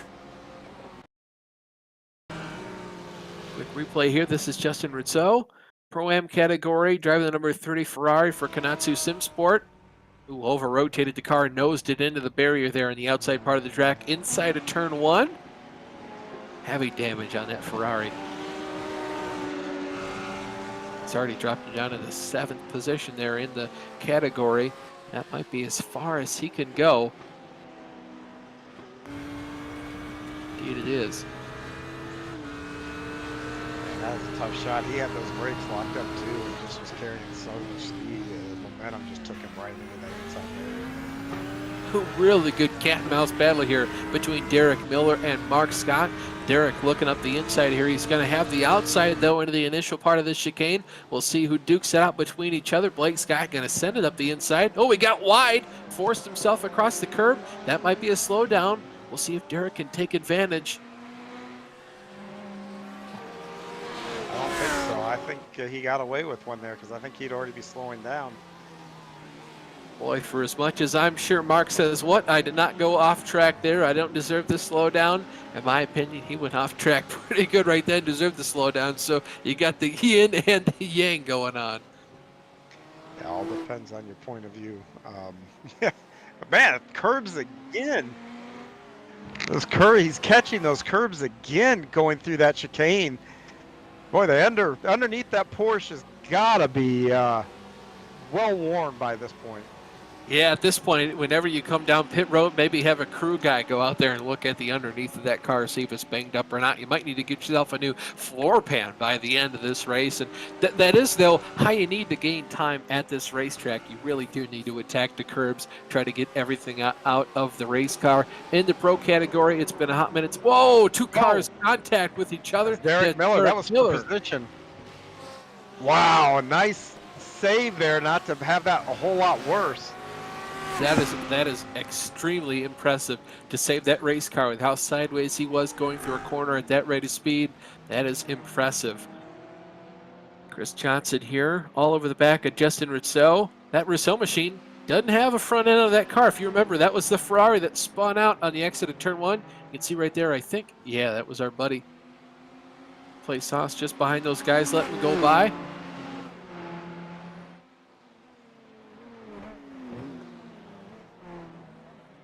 Well, I'll tell you what, the fab shops for these guys, we have next week off. They're going to be busy putting these cars back together, I think. So a very timely week off coming up. Yeah, very, very much well deserved for these drivers and the race teams. I tell you what, for all the cars that we hadn't been damaging up too much these last couple races, they're definitely going to be need to buy new chassis here after after Zolder. I'm very much surprised with just how much speed Justin is able to keep in that car. He knows that thing in the fence and lost the entire front fascia. Yeah, not even the speed, but he's getting through the corners just fine. I'm surprised that didn't bend anything up that would make that car maybe a little bit more on edge, or just, you know, a little bit more sketchy to drive. It seems like the only thing that's really damaged is it's just cosmetic on that car at this point, is what I would say. Yeah, at this point, heavily relying right now on the mechanical grip of that race car, more so than the aero variety. Just barely going to be inside 10 minutes to go here into the last portion of the race to give you a rundown of the entire field in all three championships and where they are. Taylor Lane is leading in the pro category. Harry Wills is 7 seconds behind him in the second spot, with Jeremy Littleton rounding out the podium. Chase Wilson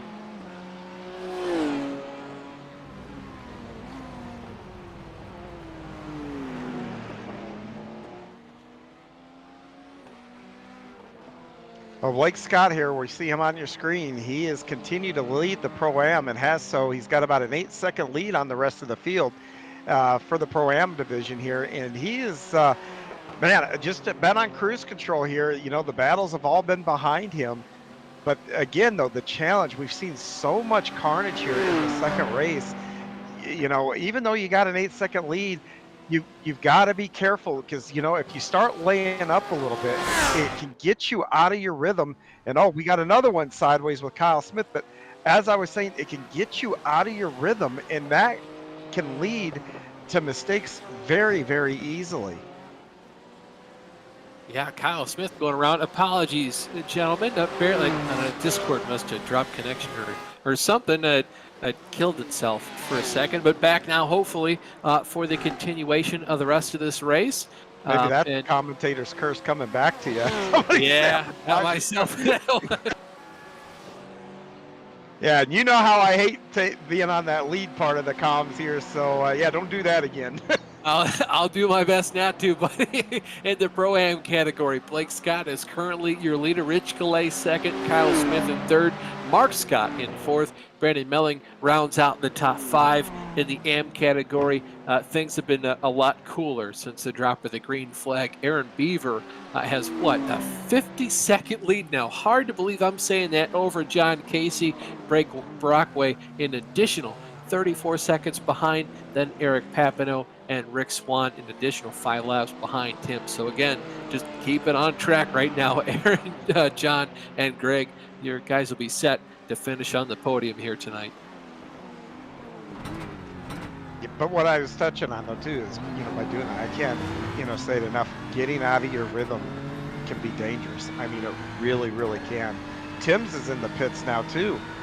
But yeah, getting out of your rhythm, especially on a track like this, you know, it's tough to keep pushing, because, you know, the tire wear goes away too, and if that car starts sliding around, you've got a whole nother set of issues you got to deal with. These guys are really showing their talents, and really got a lot of things that they're having to deal with, and choices they're having to make. And Taylor gets even a little squirrely there, coming through that corner, dropped the tire. Just like that, you know, his race could have changed on a dime. We're going to take a look here at Dean Timms, see why he possibly came to pit road. Oh, looks like he just pulled off to the side and stopped. It doesn't look like a mechanical or a hardware failure to me, John. I think he might have just run out of gas, or might have had to pull off the racetrack and attend to something in real life. And again, that's just something that happens to these drivers. Real life is a thing. It doesn't stop just because you're going to get on the computer and play pretend race cars. I don't know. I was broadcasting last Saturday night amidst of tornadoes and all kinds of stuff. So some of us aren't that smart, Austin. Well, I'm not saying play or don't play through a tornado. I know. And at some point, maybe the dog knocks the lamp off the counter upstairs, and you got to go deal with it, or heaven forbid something else happens. But yeah, we like to get up here in the booth. It is a good time, though. I'm glad we get to do that, John. Absolutely. Plus, my wife, I drive her crazy. I mean, the sirens will be going off. I'll be on my front porch, kind of looking, seeing what's going on, and she's yelling at me, "Get in the house!" So yeah, I'm one of those. I'm one of those nut jobs that trying to. I want to see it. Yeah, I'm not going to be one of those guys that are holding their phone out the window as the windows are blowing out. I'm not that crazy, but yeah, I want to kind of just see what's going on out there before I head to the shelter and get down to our basement. Yeah, get down in the basement, hopefully where there's not too many windows, interior room of the house. I would like to see it, though, just a little bit. I've seen a couple of them. Seen a couple of them. Actually been caught in one, too, so not fun when that happens. And you always hear people talk about, oh, it sounds like a train. It does not sound like a train. What it sounds like is getting on the end of a tarmac, getting behind a 747, listening to those engines wind up and it take off. That's what it sounds like. Yeah, very loud. And some people do say it sounds like a locomotive. I've heard that a lot. Some people say it sounds like you're just behind one of those giant, large Boeing 747s, getting ready to accelerate up to the heavens. Looking here over across the deck lid of the Brandon Melling machine, you can see that rear wing is pretty torn up. It looks kind of sinusoidal. Yeah, I mean, it's, I don't know. I mean, maybe on right-hand turns, that might be an aerodynamic advantage. On left ones, might be a little loose. Yeah, if he's turning left, that thing is going to provide him a whole lot of lift. I'm kind of curious what the rear end of that car feels like at this point in the race. He might be kind of having a baby it around here the last couple laps. He's holding himself onto a pretty decent top 5 for right now. He's got Derek Miller applying quite a bit of pressure. Derek's been behind him for a while. It's interesting, too. I love how we can get two sides of the same battle here, like two sides of a coin. You have the rabbit, and you have the hound, I should say, and the chasee and the chaser, each with their own corner. This is phenomenal stuff, Dan. Yeah, it really, really is. And there's not a whole lot of time here left. And now remember, the last time that Miller got up to the back of Melling and was pushing, Miller made a huge mistake and almost binned it. So now that's got to be in the back of his mind as he comes up, and you see traffic ahead of these guys.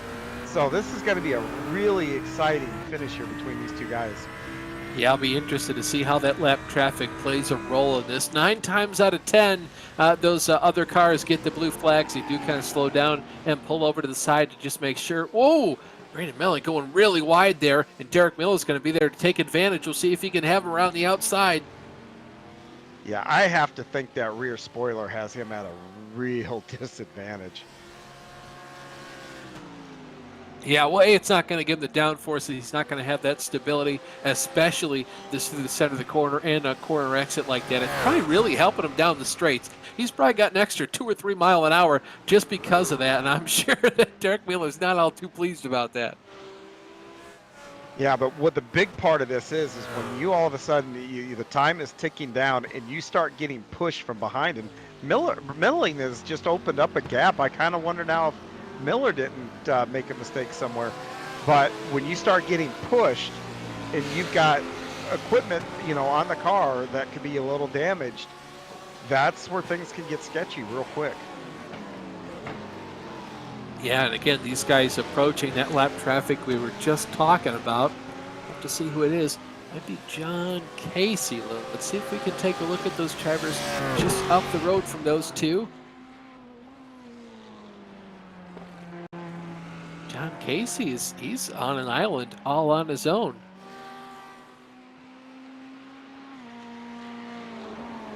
Oh, it's actually Kai DL. In the pro category, his car is severely hurt. That's why he's so far off the pace. Have to see just how much Kai pulls off there. Interesting for these guys in the pro category, John, to be A, being caught by, and B, kind of left by these drivers in the lower categories. It's not very often you see this. And if you're just tuning in, that's why you want to go back to the beginning and watch this. It's been that exciting of a race. So expect the unexpected here for the next, minute and a half.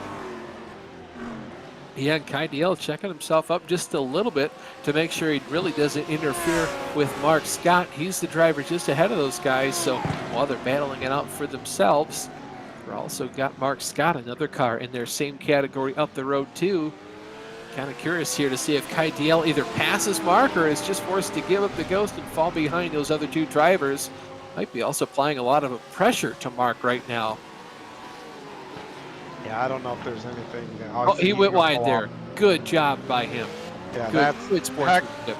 And you see that throughout the league with the drivers, and then again, that's just a testament to the folks that are in here. It's good to see that kind of stuff.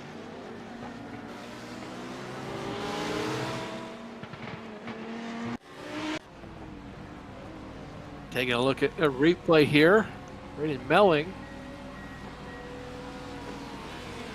KDL on pit road.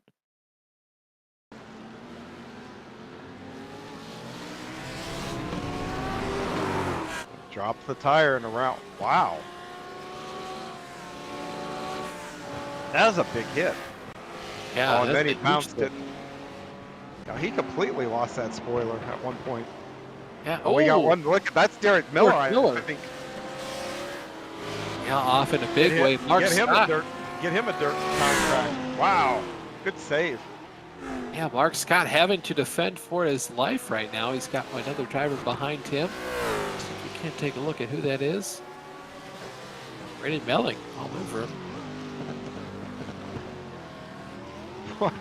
Man, you could just see the tires glowing, how hard he is on the brakes here.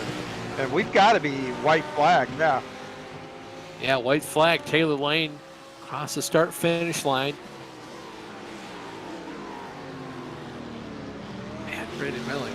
That car is just beat up. Yeah, it's definitely been through the ringer. These guys are going to get their white flag this time by. So this will be their final lap just after they go through this chicane. So if Braden's got anything left for Mark here, he wants to elevate himself into that top four. This is where it's going to have to happen. I could not believe how well he's driving that car after seeing the shot he took. That is just unbelievable. And it looks like Lane gonna wrap this thing up here. Yeah, Taylor Lane's going to come off the final corner here, take the checkered Look at that big flag, grin. and Rickett Zolder is going to slow down, give that car a big wiggle across the finish line. Do that, buddy. You deserve to celebrate the win, man. Flashing the headlights. He had an 8-second lead over Harry Wills. He deserved this one. Look He at absolutely drove away with it. That is awesome. And how about a hand, too, for Harry Wills? That car was ill handling since like 20 minutes into the race. Big accomplishment for Harry. We talked earlier. That excitement is bragging rights. He won today. Nothing on the line. I mean, there's points towards the end of the season, but for today, he's the best one in the league.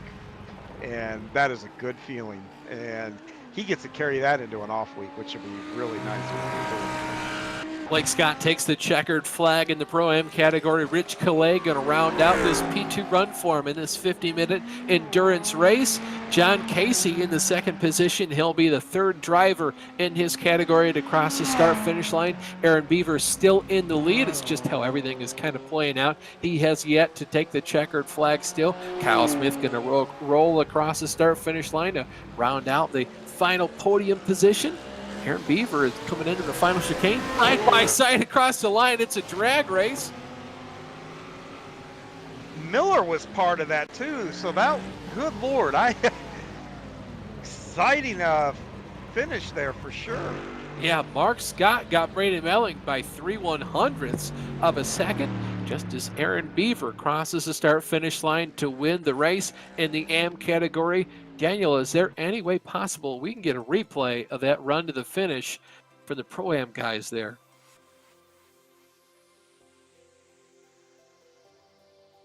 Yeah, Daniel is going to get us a replay. We cannot thank Daniel enough for always right there with getting these things to us, and great to be a part of a team like this. We talk about the teams on the track here, but the team behind the scenes here, top notch. So yeah, I cannot wait to see this replay because, man, somebody went for it all in that last chicane.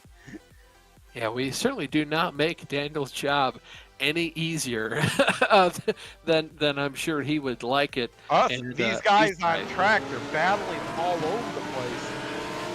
So this is coming out of the second to last chicane. Miller These are the way two behind. drivers. Yeah, this is Melling and Smith. Look at Miller sending that in there. Jeez. Wow. Those guys slowed down because they were side to side. And they were actually probably not trying not to wreck each other. And Miller came in there and almost cleaned them out and did actually a pretty good job. And I'm going to bet he probably wrecked himself, not trying not to clean those guys out. Yeah, I would reckon you're right there, John. We'll take a second to look at the final race order. Taking home the checkered flag overall and in the pro category. Taylor Lane and the number 32 Prestanda Nomad Machine, Harry Wills and Jeremy Littleton, the other two drivers joining him atop the pro racing podium. Chase Wilson fourth, Dean Timms in fifth, Kai Diel in seventh is Ethan Bass. In the pro-am category, Blake Scott finishes P4 overall. Big run for those pro-am guys. Blake Scott takes the victory. Rich Calais in second. Kyle Smith rounds out the podium. Melling and Miller, you saw that phenomenal race to the finish there. Mark Scott in sixth. Christopher Johnson seventh. Justin Rousseau rounds out the 8-car field. And in the AM category, Aaron Beaver, strong victory. I mean, it's like you'll see the finishing here. Lapped the entire field. Did Aaron Beaver, phenomenal job on his part. John Casey, Greg Brockway round out the podium. Eric Papineau in fourth. Rick Swan rounds out the top five with Matthew Plaisance, big hitting the points today, and Eli Sasek seventh and plumb last on the field. Take a look at who we have in the waiting to interview lobby. Take a chance here with Taylor Lane. Dude, that was a dominant race. You went out there, you had to take the lead from Harry, and then even after you took it, it wasn't easy. I mean, you had to fight for that. Yeah, that was a tough one. Saw my opportunity into turn one, and I thought, right, now or never. So I sent it. Glad I managed to make it stick. Yeah, I knew at that point I had to just stay consistent, hit my marks, get to the end, because I knew Harry would be trying his absolute best to try and get that position back. So I'm glad that I managed to get that lead right up to, I think it was about 10 seconds at the end, somewhere around there. But yeah, really happy with that.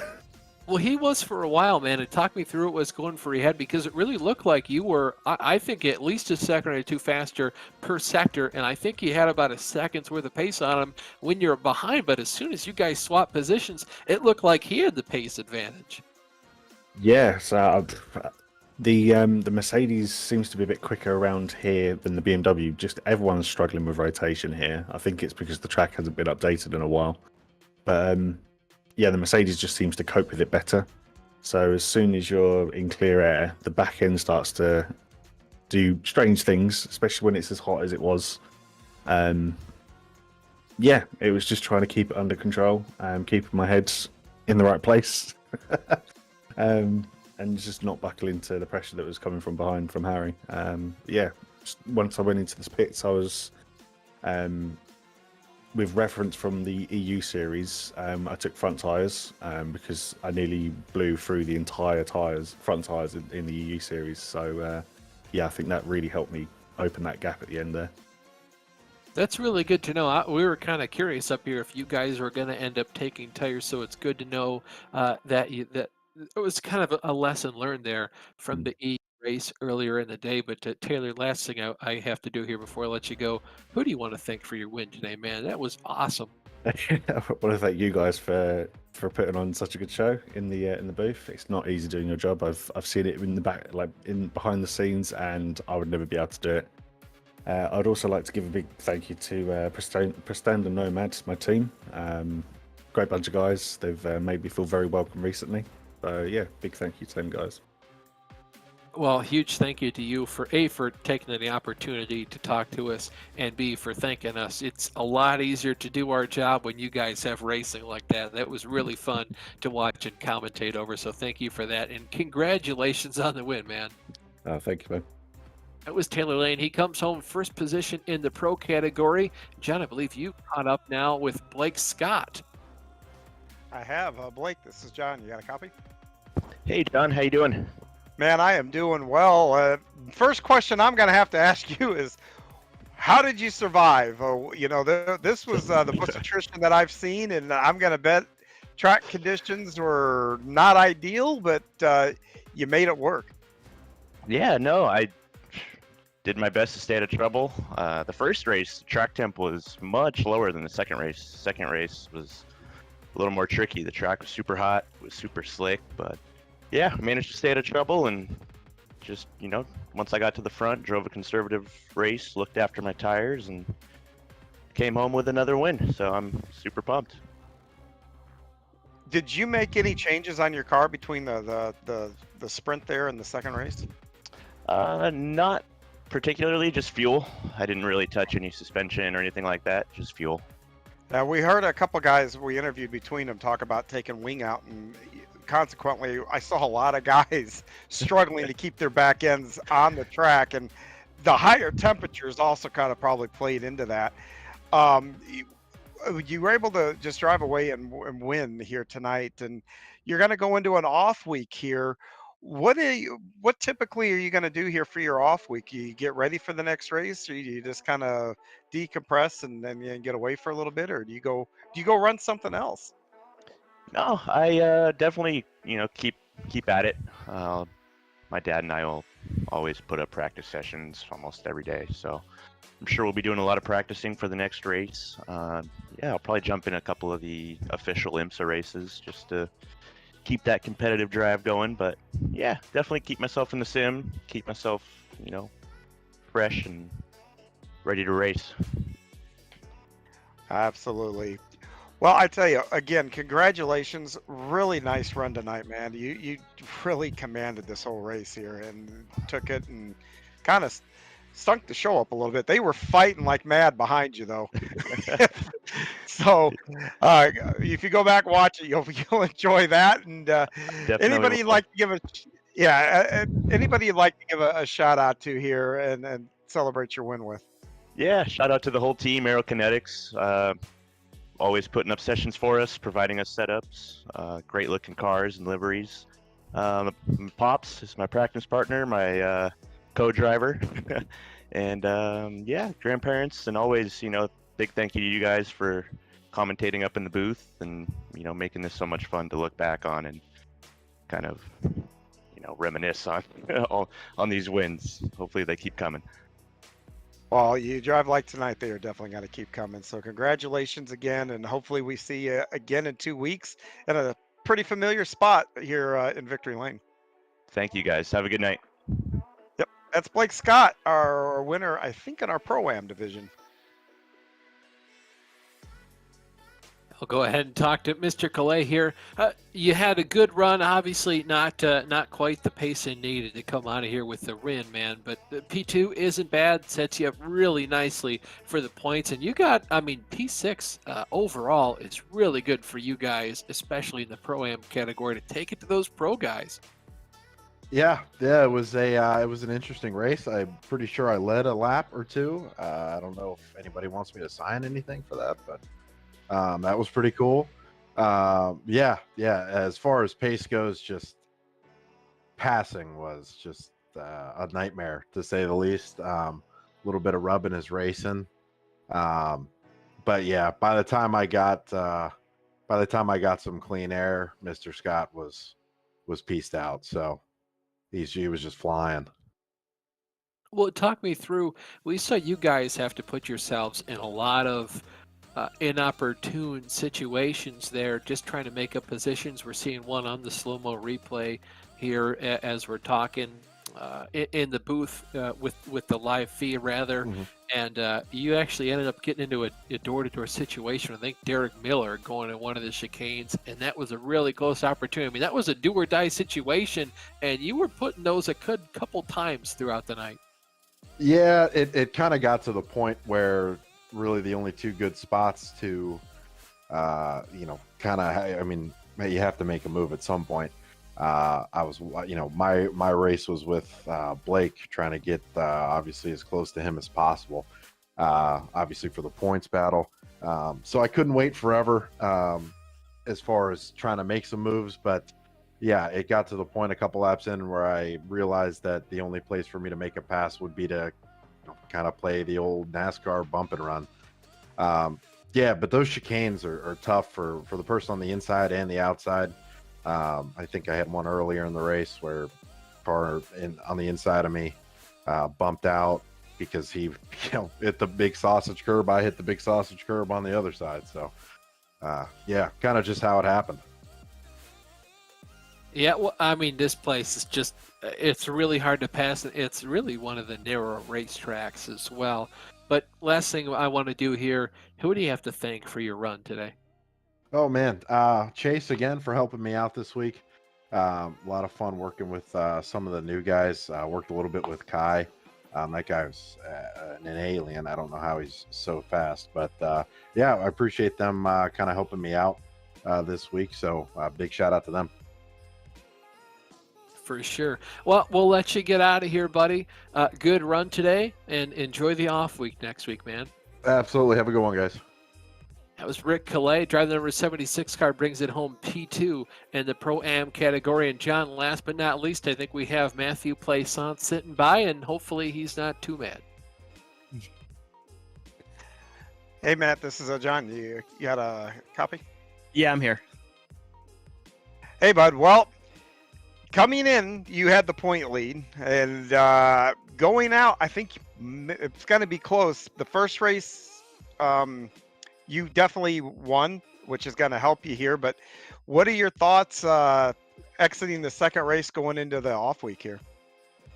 Well, I was honestly expecting Zolder to be my drop round because I'm not usually good here, but it was just an unfortunate incident at the start that took out half of our field. So, yeah. Yeah, well, yeah, I can tell that you would like to have that back without a doubt, but you got to move forward. But I tell you, what is it about this track? I could not believe the attrition that I saw. I mean, by far the most we've had this season. What about this track is just so difficult? I think it's just all of the curbs that can do all kinds of damage. I saw Ethan kind of fly himself off the track and hit a wall early on as well. I think it's just, for me, it's always been I needed to slow down more than I thought I had to take the corner. And once I started doing that, I got a rhythm, and now I'm kind of decent at it at this point. But yeah, before that used to not be the case. That old slow down to go fast philosophy. Absolutely. And this track, I mean, the thing is too, when you get into that rhythm, in obviously that incident early on, how hard is it to get into a rhythm after that? Because, first of all, you're frustrated, which can knock you out of your rhythm just by that alone. But the car may not be handling quite right or anything else. So how hard is that? Because you toughed it out. You got back on the track. I think you actually gained a spot by making laps tonight, which is important. Tell me your mindset to just grind like that, because not too many guys. Most guys will either rage quit or they'll just go ahead. That's it. Game over. Talk to me about grinding like that. I'm definitely more on the rage quit side of things usually, but knowing that I'm fighting for the championship, halfway through, I just have to keep telling myself, every point, with such a small field, all I have to do is just get half distance. I'll get points, and I'll still get a 5th or 6th or whatever I ended up at. And that's still plenty of points just in case this might not be the drop round, because I don't know what's going to happen. It's so close. Like, it's going to be one of us is going to make some colossal mistake near the end that's going to end up throwing it all away, and I hope I didn't just jinx myself, but it seems like it's going to be like that because he seems very consistent and he's quick. Aaron, I'm talking about, and I'm trying to just stay consistent and be as quick as I can, so it's probably going to come down to the wire, which is very exciting. I was going to say, the only jinxes that I think come about is when either Austin and I are going to predict you to do really well or something like that, that commentator's jinx. That's what you got to be afraid of. But, yeah, you two have been, yeah, I'll just say, hey, he's junk. Don't look at him. But I will say this. You two have been by far the class of the field. so far this season, been really dominant, and I think you're absolutely right. This is going to be a fantastic thing to watch. In your mindset, that point racing, you obviously it affected what you did tonight, coming back and grinding out, this thing. But when you're racing on track, let's say you're racing for second or third, does that come into play when you're just going for a regular spot, maybe in the middle of a race? How often does the points and the overall points picture come into your mind when you're driving? It's weird. I could tell you that fighting for that second place on the second or third round, I was way more upset than I was during this race, getting crashed out like that and having 20 minutes of repairs or whatever it was. So I don't know. It's very much the heat of the moment. I'm trying to teach myself to stay calm and focus on clean laps, and it'll come to me. Well, Matthew, I am going to let you have the floor here and let you thank whoever helps you out here. And I promise I'll make no predictions about you the rest of the season. Appreciate that. No, I actually wanted to shout out you guys for the excellent commentary and broadcast every week, because after these are over, I typically go sit in the front and watch the race back, especially if it was a good one, of course. So yeah, thanks you guys. Just keep doing what you're doing. Y'all are great. Thank you very much. We appreciate it. And it's team effort on our side, just like it is for you guys out there on the track. And I tell you, you guys, all of us together, man, it's fun to watch these things. It makes it kind of easy to do this when you guys are this competitive and race each other with the respect that I do see out there from time to time. Yep.